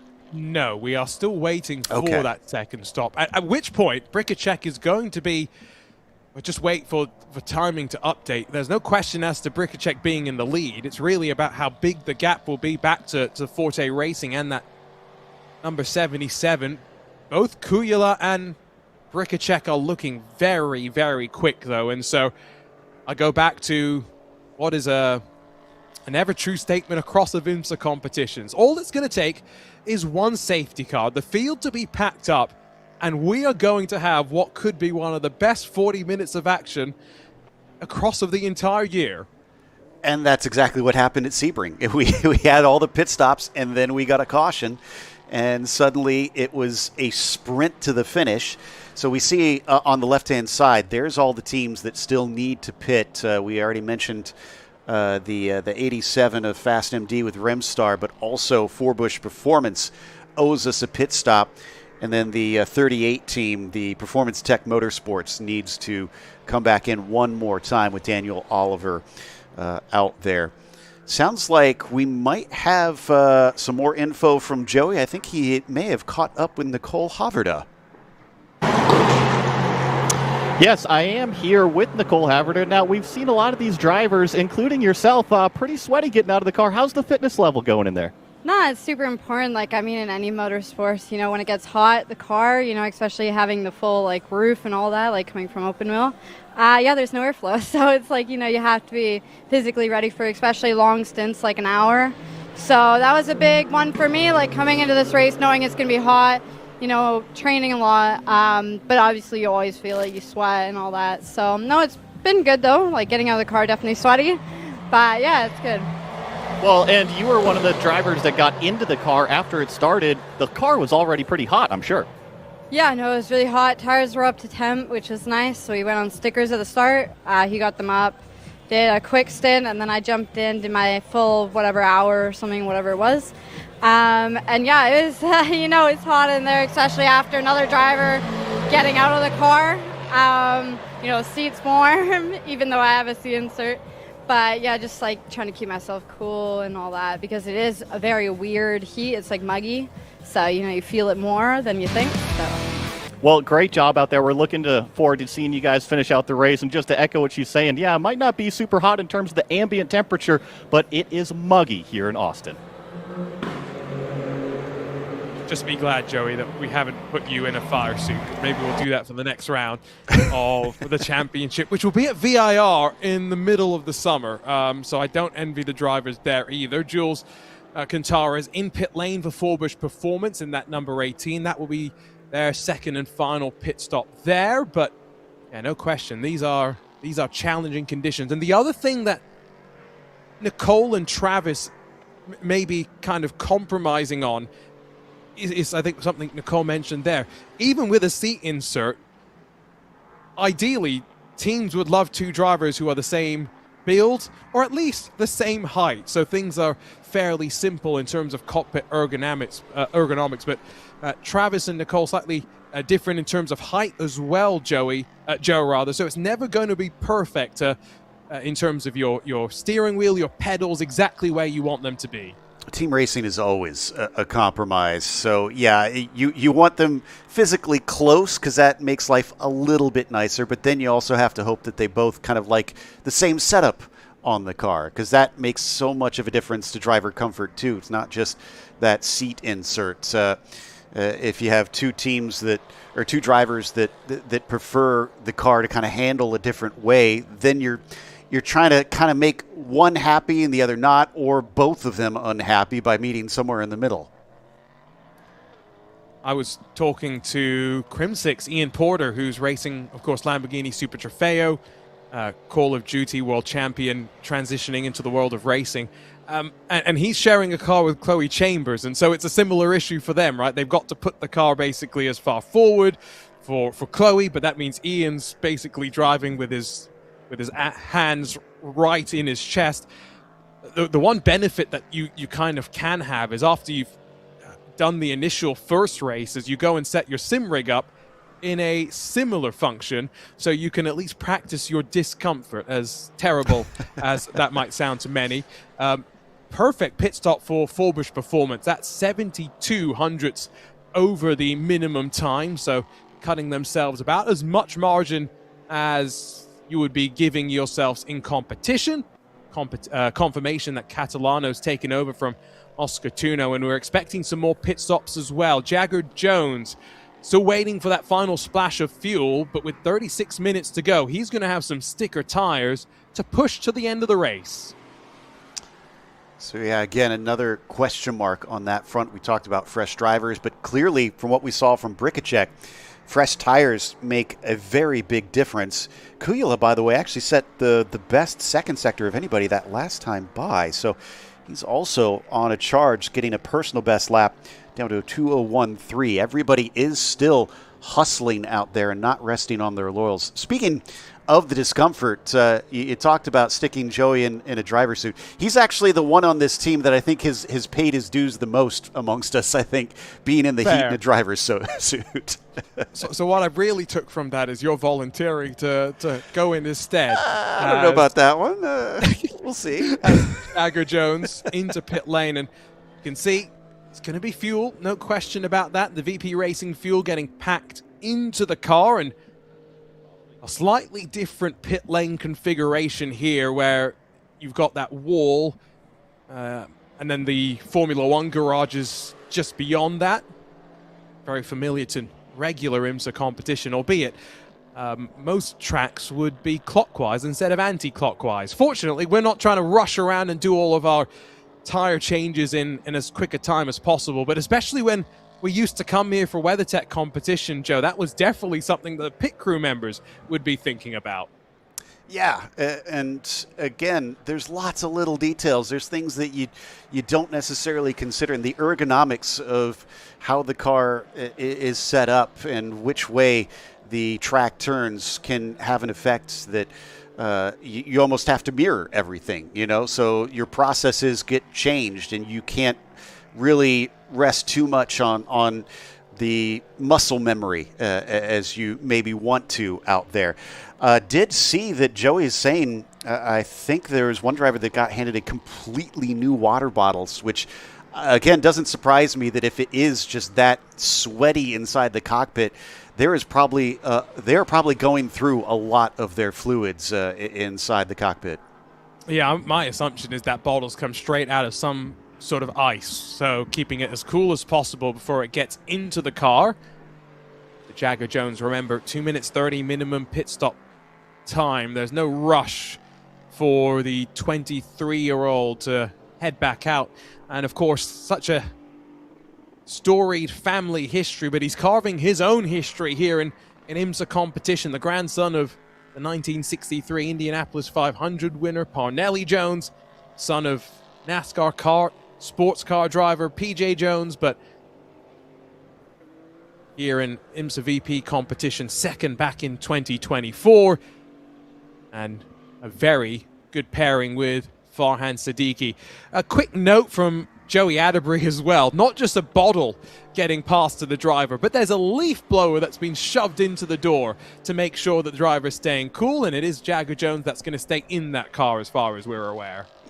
We always consider so much of the mechanical with these cars, with the heat and making sure they don't overheat, but there's an organic being involved in this too, and yeah, you need to try and get the comfort as much as you can, even though it's never going to be all that great in there. So I'm not surprised that they're trying to use various tricks like that to help them out. Now, every time we watch these LMP3s head up into that big red corner, I've been noticing this a lot today, that there's like a puff of smoke coming off of the back of them. And I think that is just because there must be a massive bump on the way into the braking of that hairpin that they seem to be hitting it. I'm kind of amazed that we haven't had more issues with that, the way that it's bottoming the car out. Remember, the surface underneath the Circuit of the Americas moves around slightly, and that's what historically has produced some of the bumps in the 14 years since it opened back in 2012. As some tracks that haven't been repaved for 10 plus years, but this track through the years has often seen various parts of the track repaved specifically for MotoGP to ensure those riders are as safe and comfortable as possible at the speeds they run down this back straightaway.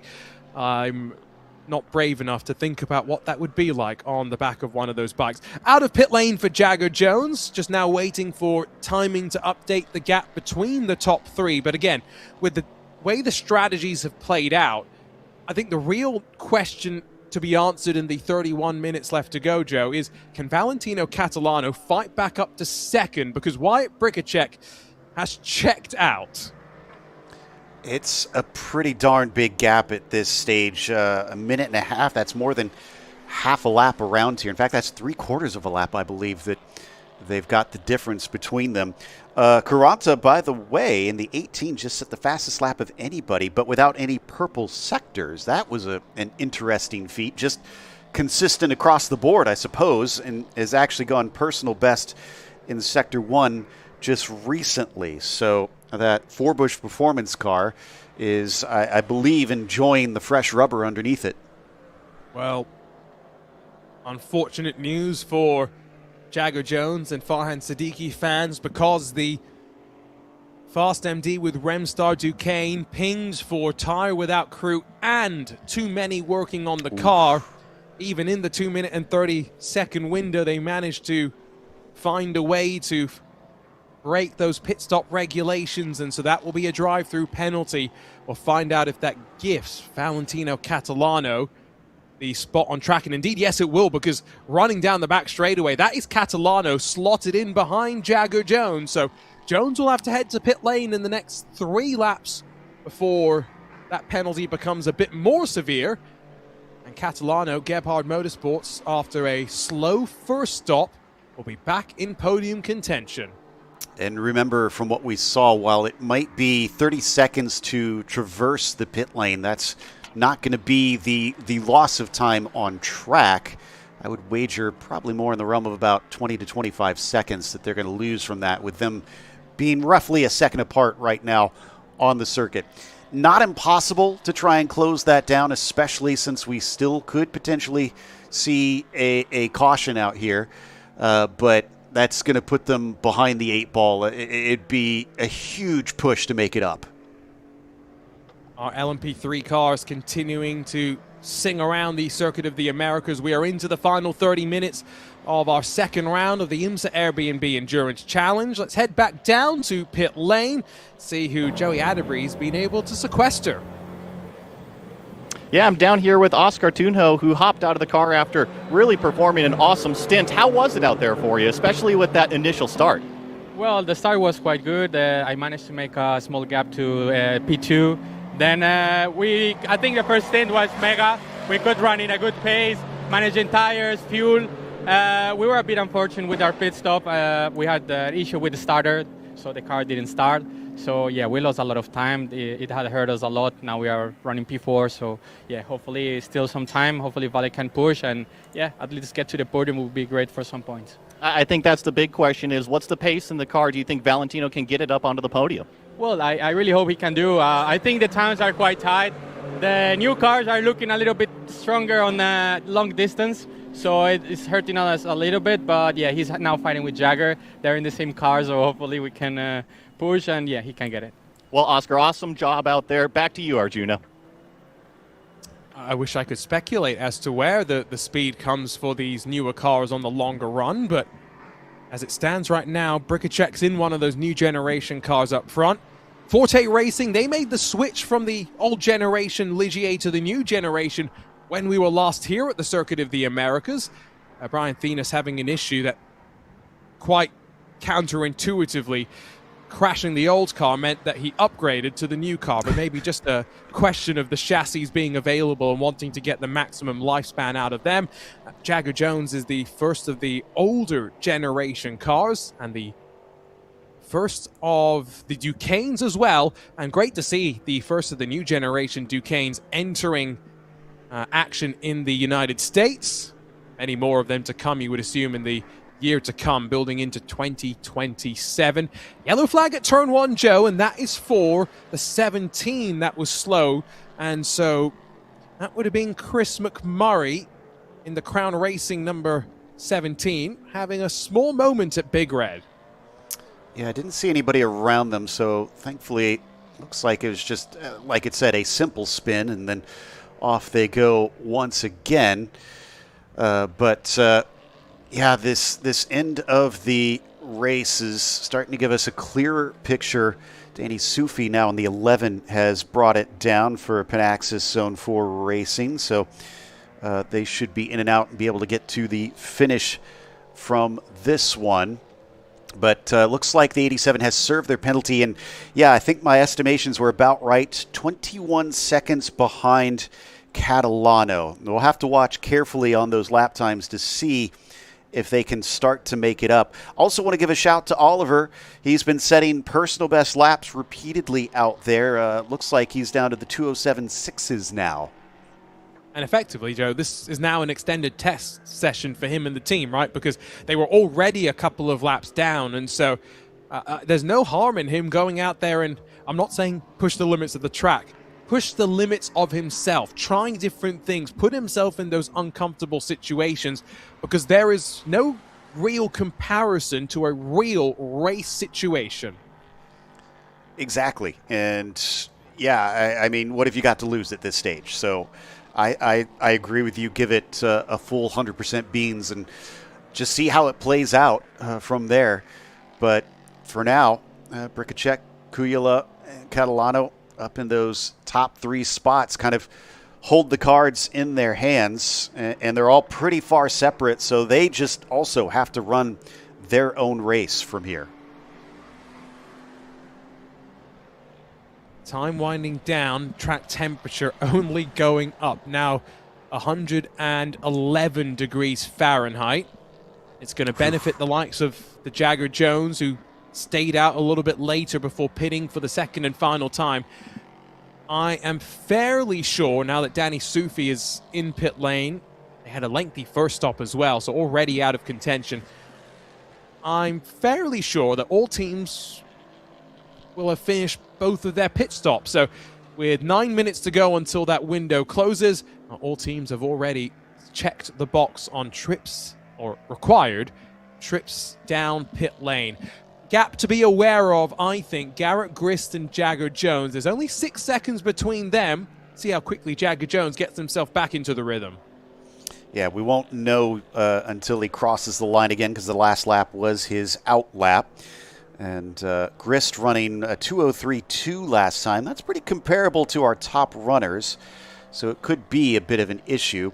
I do think that the speed that we've seen from Jagger, both back at Sebring and as well here, I think he'll probably be more focused up on that 1 car rather than the 30. Does look like we might have a battle for 6 as well. Caranta only 2 seconds ahead of Hill, as Forbush Performance finds Shopify Racing nipping at their heels.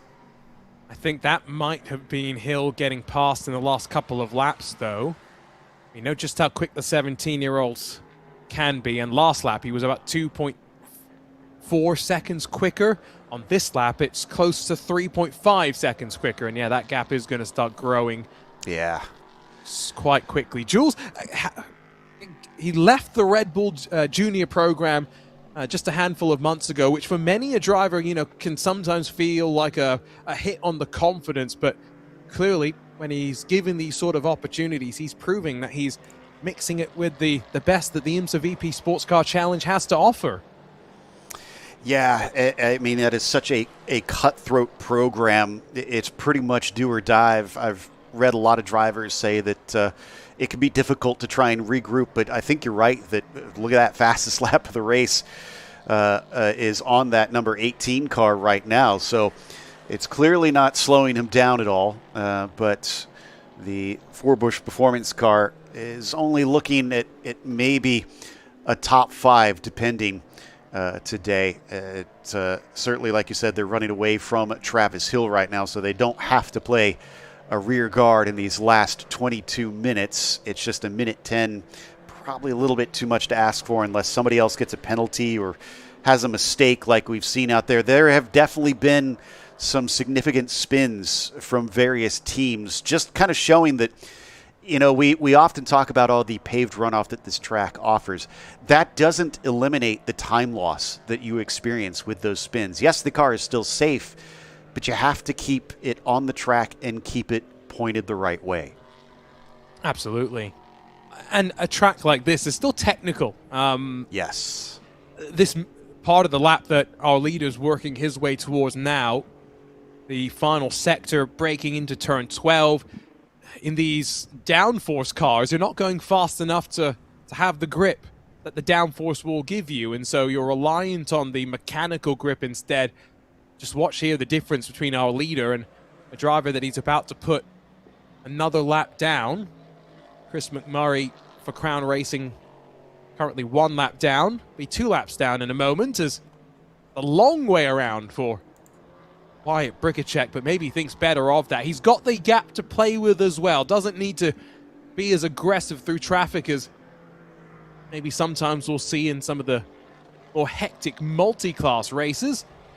And indeed, with McMurray actually dipping down to the pit lane, Bricacek finds himself once more with plenty more clean air. And it will be the Texas double if he's able to hold on at the front of the field with 20 minutes left to go. Won both the races in the sprint round and a win in the endurance race as well. But as they found out at Sebring, you can't count the chickens until all is over, because their fuel pump failure with 4 minutes left to go dropped them from the lead in the first round of the Airbnb Endurance Challenge.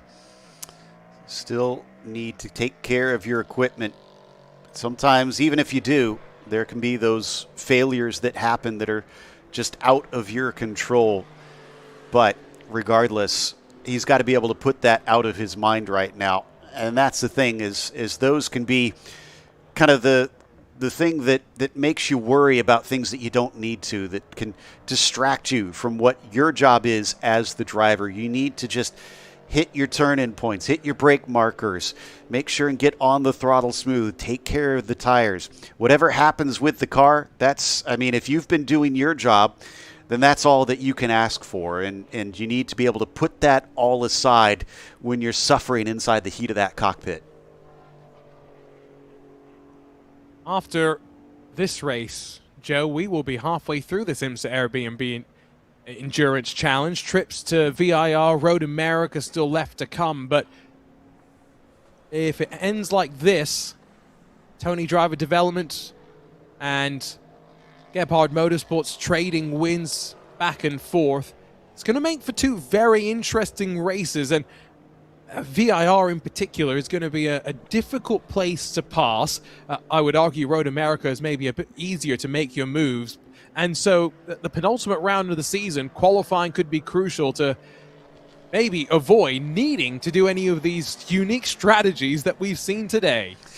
Yeah, but I think the one thing that VIR does have going for it is, like COTA, it's very technical. It produces a lot of errors, and in stark contrast, there is pretty much no paved runoff. There's a couple corners where they've added some. I think NASCAR Bend and Oak Tree come to mind on that. But if you're going off, you are sailing across the grass. And while there are many places where the barriers are still far away, you're carrying a lot of speed since it's such a fast circuit. So if you don't have the track position, I would say you just need to put that pressure on to try and see if you can get those mistakes out of the drivers ahead of you. But we're getting ahead of ourselves, frankly, talking about the race coming up. Right now, with less than 20 minutes to go. Everybody's still very much focused on the task at hand out here. Not seeing a whole lot of changes. And what is Jagger? Oh, Jagger's been cutting in. It was 21 seconds when he emerged. It is down to 18. It might just be too little too late. And he's pulled about a second just over that on Garrett Grist in the second of the Tony Driver development machine. So not going to be a double podium, it would seem. But the fight at the front of the field sees Brikacek about 37 seconds clear of Patrick Kujala. And now a starter issue is what we got told by Oscar Tuno. That's what dropped Gebhard Motorsports down into this position. But at the end of the day, of the bronze eligible teams in the field, Forte Racing, even with a bit of damage on the front that they grabbed some tape to try and fix up, done a great job, Joe, to continue just punching in some solo lap times and execute on their strategy. Yeah, I mean, if you've got that significant of damage, coming home in a P2 is no mean feat. With these cars, every little aerodynamic bit is there for a reason. It might not be as specific as things such as Formula One or say IndyCar, but it can still have an effect on performance, on handling. That can then trickle down into what it does to the tires. So big credit to the team to kind of, I guess since we are in Texas here, to kind of go NASCAR style, just slap some tape on it, get it back out there and deal with it. We have, I think, reached the zenith of track temperatures, though, so not such a issue in terms of changing balance of the car now. It hasn't moved around too much. Over the top of the crest. This is the part of the track that the VP Sports Car Challenge has not visited before. He first came here last year for the first of our two sprint events. Returned this year and now back for a third trip in the last 18 months, but with the 2-hour endurance clock instead. Picking past the Performance Tech Motorsports number 38 is our race leader, and that white and red Tony Driver Development number 95. And there's no one that hasn't fulfilled their 2 minimum pit stop requirements. But clock ticks away, and when 15 minutes are left to go, that window officially closes. Not something that, again, we maybe are worried about today, but if safety cars play their part in future rounds of the championship, I really do like this rule change, Joe. It's allowed the teams to be a bit more creative, and it also opens up so many more permutations. I agree. I think this is kind of given us a little bit more to chew on compared to what we saw at Sebring. So I'm surprised, because usually 2 forced pit stops, in my experience, has not really been great in terms of creating good racing. But here today, it very much has. It's created such a fascinating story enveloping that we really didn't kind of know how it was going to shape up until we got the last of those 2 pit stops fully completed. And checking back in on Jones, 16 seconds now. He continues to eat away at Catalano, but at 2 minutes per lap, we're looking at 7 laps. Yeah, he's going to run out of time, I'm afraid. That's only going to be about 14 seconds that he'll be able to make up. And I think he's also going to hit the wall eventually. Catalano's managing his tires. Jagger Jones being a bit more aggressive. That's the task. And at least Jones has the opportunity to fight. Remember at the end of the first round, he got sent back out there, lapped down on the field, and did punch in the fastest lap of the race. But he was effectively running rings by himself. So far adrift from the rest of the field. A fun fact that I'm going to kudos Ryan Marine for finding out about. But Joe, do you know why the Circuit of the Americas is 3.4 miles long? I think he's told me this story once before, but I can't recall. Enlighten us. Well, I'm glad that at least you also think it was Ryan Marine, but I was watching VP Sports Car stuff. He told the story. Former MotoGP world champion Kevin Schwantz, who was part of the design team for the Circuit of the Americas, well, his number was 34, so 3.4 miles. I do, now that you say that, yeah, that rings a bell. And leave it up to Ryan to come up with those obscure stories about these tracks. But right now, I have to say that I do kind of wish we had maybe 5 more minutes so that we could see that battle for the 4th position get to unfold. It's just so tantalizingly close. In fact, I'm seeing this. Oh, wait, no, excuse me. I'm looking at Grist there. We need Jones and Catalano for 3rd place.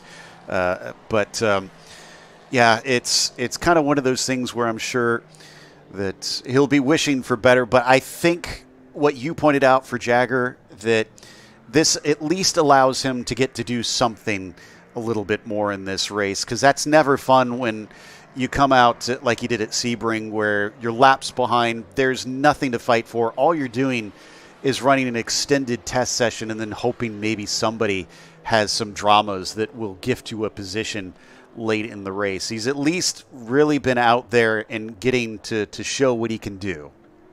Yeah, and you look at the stats, Jagger Jones, Bijoy Garg, and Valentino Catalano, each with 8 wins apiece on the sprint side of this championship. That excludes, of course, Catalano's and Oscar Tunjo's victory last time in the first of our endurance rounds. Jagger Jones, Bijoy Garg both did it in 12 races, and I think that's a sign of, you know, where this championship sends some of the drivers. You look at our champions through the years, Bijoy Garg champion 1, Stephen Agakani champion 2, and then Valentino Catalano, the 2025 champion. I mean, Bijoy Garg rising up with Inter Europol in IMSA WeatherTech Sports Car Championship competition, and plenty more out as well around the world. And then on the bronze side of things, Dan Goldberg winning in 2023. He's racing with United in the LMP2 class against Bijoy Garg in the WeatherTech Championship, and then Brian Thenis in the last handful of years. That's just VP Sports Car Challenge in the handful of years since its inception. You go back even further to what LMP3 did. I go back to 2017, our last IMSA race here, when Performance Tech won in class. Pato Award was part of that driver lineup. So this is a platform that continues to give some of these drivers so many great opportunities. Dropping back down in through the opening sector. I can't quite believe I'm about to say this, Joe. Wyatt Bricacek is about to put a lap on Valentino Catalano. Not often that you're going to get to repeat that line, and certainly seems to be much quicker, so that's going to make down to 2 cars that can complete every lap of this race. You tend to get that in endurance racing, but it is only a 2-hour compared to what we typically have in some of the longer runs for the WeatherTech Sports Car Series. And as they come down to turn 11, I thought I saw maybe a little bit of the flash of the lights, just letting that driver know that he is coming up. Catalano holds off to the right-hand side. They'll punch a pretty decent-sized hole in the air with the downforce on these machines, and it was enough of a run that, yeah, Bricacek is going to seal the deal. No question, I think, as to if there's time remaining for him to catch Forte Racing. Patrick Cuyolo will finish on the lead lap. But again, if not for Valentino Catalano and Oscar Tunjo having a slow first pit stop, what was it, about a minute and 30 seconds or so that they lost in that first sequence? That's the better part of 3/4 of the lap here. How quickly things can change around, but still 9 minutes to go. It was 4 minutes left to go at which the issue started to arise for Tony Driver Development leading at Sebring. There are no guarantees in racing. And Wyatt Bricacek just continuing to, I mean, looking at the lines down out of turn 19, a lot of people will question track limits, but drivers are told 1 tire inside the green painted surfaces on exit, and that's exactly what Bricacek is doing. You allow a race driver to use a bit of tarmac, that's exactly what they're going to do. Exactly, and he's hitting his marks pretty darn well, because while we have been seeing a few warnings, I don't think we've gotten to any time penalties quite yet. course, I'm going to cross fingers, toes, and eyes now that I've said that we don't suddenly see a raft of those crop up from race control. You talked about the minute 30 that the one team lost. You saw the gap between themselves and the 77. It would have been a fight for P2 between themselves and the Forte Racing team to try to take that second step. I don't think the way it's all played out that they would have been going for the win unless there was some other dramatic turn or twist out here, but it's going to be frustrating knowing that they have essentially cost themselves a valuable position in what looks like a very short championship where points are going to be extremely valuable. And it's hard for us to know if we will have the BMW M2s at VIR. It will depend on the efforts from IMSA and BMW to get the customers to the track. We've got Mark II Racing confirmed they want to enter 2 cars, but who else would join them? And especially at a place like VIR, that traffic management is such a big part of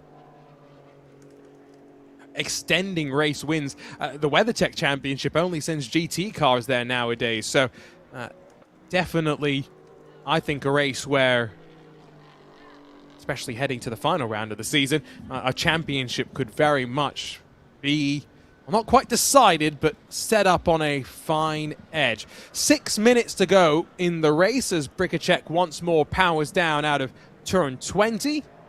And that should mean, as another track limit warning comes through, this time for Travis Hill in the Shopify number 2. 6 minutes to go, lap time just over 2 minutes. Do you make it 4 laps left to run? Well, that's a big question to ask the driver. That depends on what kind of mood they're in, I suppose. Are they enjoying circulating in 86-degree heat when it's, let's see, what is our temperatures out right now? Is our humidity 72%. So the sun has burned off a little bit of it. It's still pretty sticky feeling outside going by that. There you can see up on the side, 114 Fahrenheit. Arjuna mentioned it earlier. That's pretty much about as hot as it's going to get today. As far as that cut track, I was trying to figure out where exactly. I didn't catch which corner that was. So turn 4. Interesting. Okay, so they must have gone inside one of the tire pylons to have that one, which to me says they made a mistake where they had to scoop up the car and just bail into the runoff completely. It's possible, though, you can actually get a penalty because at the apex, which is where turn 4 I think they would be looking, you have to have one tire inside the white line, and it's very easy to go 4 tires outside and straddle the curb, even with the imposing sight of those barriers that have been added to dissuade you from cutting the course. But yeah, this is, I've got to say, I really like the Circuit of the Americas. It's a technical track. Yes, there's the runoff everywhere, but if anything, that really just lets you be a bit more free and aggressive with your lines, especially down at turn 19. And our track limits are by no means more egregious than what IndyCar used to have when they used to come over here.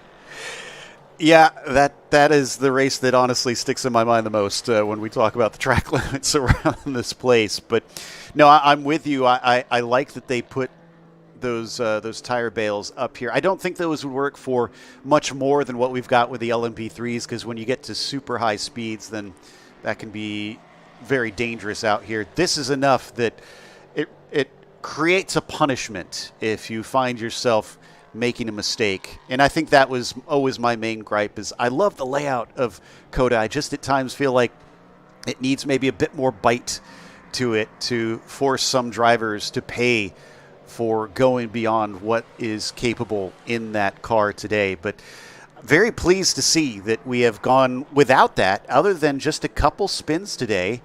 And again, I know we're not out of it quite yet, but we have had no cautions all day. And historically, this has been a track in which we've not always seen too many of the safety cars. Now, I say that we have needed them on occasion, but again, it's been pretty good to VP sprint racing over the years. Fastest lap, I just wanted to remind everybody with 3 minutes left on the clock, I'll correct myself as well on the name pronunciation. Slightly wrong note was passed to me pre-race. It's Jules Caranta for Forbush Performance in that Duquesne D09. So that's the new generation LMP3 car with the 3.5-liter Toyota twin-turbo V6, a 201.352. But, I mean, that's only 0.02 of a second quicker than Bricacek's quickest time. In turn, that's only about 0.02 of a second quicker than Kujala's fastest time. That's only a couple of tenths quicker than what Garrett Grist has been able to put together. If anything, the more surprising thing to me, Joe, is Catalano and Jagger Jones. The two teams combined have not been able to break into the 201s. They've been on a slightly different strategy call, I think, through the day. Yeah, and we're seeing, I think, maybe kind of why that most of the other teams went for a different call, because it was closing down so quickly, and now it's suddenly falling off a little bit there for Jones. But regardless, man, Bricacek still in the 203s. Only other car quicker than them right now, I think, is Caranta running the 202s. And that is a question of what could have been for that 18 car this weekend with the speed that we're seeing out of Jules. So we won't get fights to the end, but next time by we will get the white flag, and hopefully it'll be some relief getting out of these hot cockpits soon.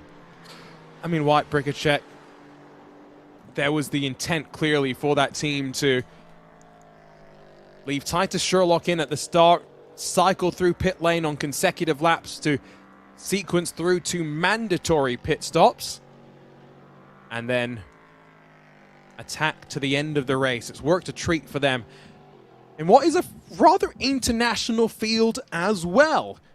Of the 20 drivers that we have, 6 different countries: Colombia, Germany, Canada, France, Finland, and of course plenty of Americans in our field as well. But it's great to see that, especially with these LMP3 cars, outgoing generation still allowed for 2026. Some of the newer generation cars trickling in as well.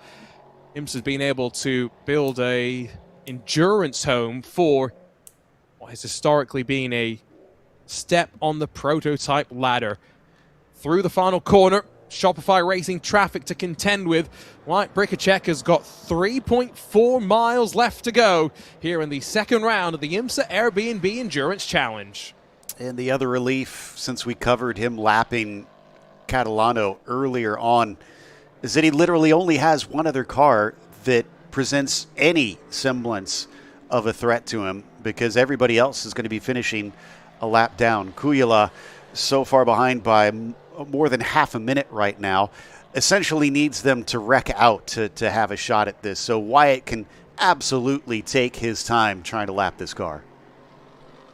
And I wonder if you are on the radio, given what happened in the last round, if you're just reminding Wyatt, no need to push the issue here, but down to turn 11, it's going to slip through this full Grand Prix layout as well. I think a lot of drivers, Joe, were excited. They've come here on occasion, run the shorter layout with these cars, but I think it's a slightly different vibe with the extra passing zone at this back straightaway, the rise at the top of the S's. It's a Grand Prix track at the end of the day, and that's one that a lot of drivers will have been hoping and wishing to be racing around.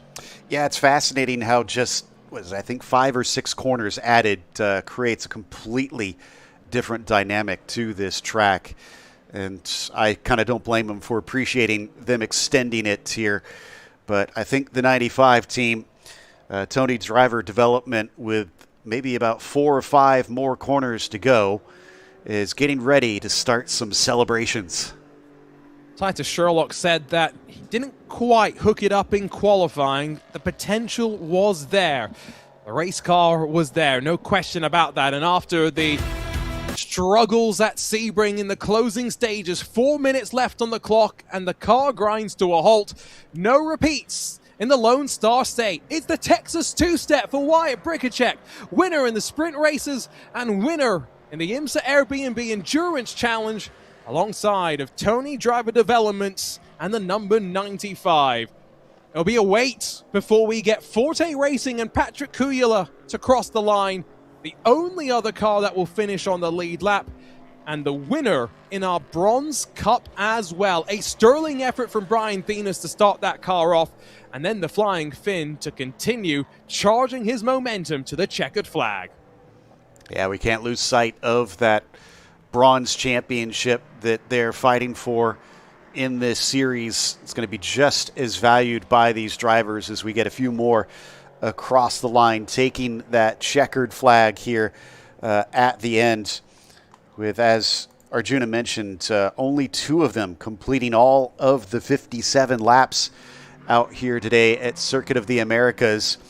And we didn't really get too many close battles at the end as well. We thought that maybe Jones would continue to cut away at Catalano, but I'm showing the gap winding up. Actually, it just updated to 7 seconds. I thought it was at 13 seconds before. If he did, he got mighty close considering what he had to try and come up against, but it just wasn't meant to be. At the end of the day, this now sees us reach the halfway mark of the season, and with victories being traded back and forth, it was Gebhard Motorsports over the bumps of Sebring coming out on top, but in these muggy conditions, warming up quite drastically through the 2 hours of competition. Wyatt Bricacek and Titus Sherlock on top for Tony Driver Development and righting the wrongs of Sebring. Bronze Cup winners for Patrick Kuyala and Brian Thenis in that Forte Racing machine. Sterling effort from the Flying Finn to finish off the race, while Valentino Catalano, Oscar Tuno, starter issue in the first pit stop sequence, drops them down to 3rd. Jagger Jones and Farhan Siddiqui, a drive-through penalty, drops them off the podium, while Garrett Grist and Ari Balog for the second Tony Driver Development, number 30, round out the top 5. Jules Caranta in the Duquesne D09, the first appearance on this side of the pond for that chassis, paired up with Matt Forbush in the Forbush Performance number 18. 6th for them, and in front of Shopify Racing and Travis Hill and Nicole Havrida. Danny Sufi in the Pinaxis Zone 4 Racing Duquesne, paired up with Jake Williamson, 8th for them, while Brady Clapham and Chris McMurray, 9th for one of our new entrants in the second round. Our other new entrant, Performance Tech Motorsport, ended up being a bit more of an extended test session for Daniel Oliver and for Martin Bruhat. 10 cars saw the green flag, and most importantly, 10 saw the checkered flag as well here in the second round of the IMSA Airbnb Endurance Challenge. Arjuna Kankipati joined alongside by Joe Peak and Joey Atterbury. Joe, any closing thoughts as we get set to wrap up? I want to reiterate what you said earlier, that this 2-stop rule has really kind of set the drivers apart, set the teams apart, and I hope they continue to keep something that really kind of forces our strategizers to think on their toes out there and get creative, because I think that's what really I enjoyed the most about today's race. Lots of action still as the quarter midgets in the NASCAR Youth Series run around in the infield. Let's see if we can head down, though, and catch up with Joey Atterbury, who's got our winners standing by. Yeah, we're here already with Wyatt Bricacek. Literally just climbed out of the car. How does it feel to claim another victory? Yeah, it's awesome. Undefeated at COTA feels really nice. The TDD car is amazing, and the team worked really well. Titus did a good start and kept it within distance, and we just managed our mistakes and kept it clean, and that was all it took. How was the car out there over the course of the 2 hours? Yeah, it was really good. I mean, these conditions were not easy. It started out a little damp, and now it's super, super hot. So, the balance could change, but our car stayed strong, and it was easy to manage throughout the whole race. Well, great job out there. Go find your teammates, and congratulations on the win. Our overall winner, Wyatt Bricacek and Titus Sherlock. The suit, it is spectacular. And Joe, I hadn't even noticed until right then. Belt buckle as well. Yeah, exactly. Sounds like we might have our bronze winners with Joey in just a second here, but I agree that I love when drivers have a little bit of fun with the race suits, the liveries, the helmets. I mean, we're here for the enjoyment of it, so you might as well have a good time. If you can't have a good time, then it's going to be a difficult time, to say the least. It's back-to-back second places for Brian Thenis and Patrick Kujala on the road. And, of course, winners in Bronze Cup as well. Let's see if we can head back down to Joey and pick up our Bronze Cup winners. I think we might have to wait a second. Still waiting on Patrick. Oh, well, there we go. Yes, still waiting on Patrick. He just climbed out of the car, and we've been talking about how hot and muggy it is all day. Waved me off because he needs to get some water before we do an official interview down here. I think that just kind of goes to prove the point of what the weather is actually like this weekend. In the shade in the garage, it's not so bad, but inside of these P3 cars, it gets incredibly hot. So just waiting for Patrick here to grab a little bit of water, and then we'll have a short chat with him, just get his thoughts on the race itself, the overall win here in the Bronze Cup, and how you feeling now that you've got a little bit of water in the system? Tired. I'm still tired. Yeah, but no, what a great weekend with the guys. I mean, we didn't nail qualifying yesterday, but we knew that we had a good race car, so we just needed to avoid any kind of problems in turn 1 and lap 1 and just bring it home, and we knew that a podium was certain. Maybe a win with those two silver guys. They're too quick, you know. They pull such a big gap in the first stint that it's very hard if there are no safety cars or nothing to punch up the group. So for me, it's very tough. But no, really happy overall, and just I cannot wait to get to the shower now. Yeah, we'll let you go. Congratulations on the bronze win. Back to you guys, Arjuna. Thanks, Joey, and indeed, let's thank the entire team for what's been a busy Saturday, and the day doesn't end for that team behind the scenes. So time for us to wrap up here from the Circuit of the Americas. Second round of the IMSA Airbnb Endurance Challenge goes the way of Tony Driver Development. Forte Racing, our Bronze Cup winners. For Joe Peak, Joey Atterbury, and our team bringing you the action behind the scenes, Arjuna Kangipati. We'll see you in a couple of months' time for round 3 from VIR.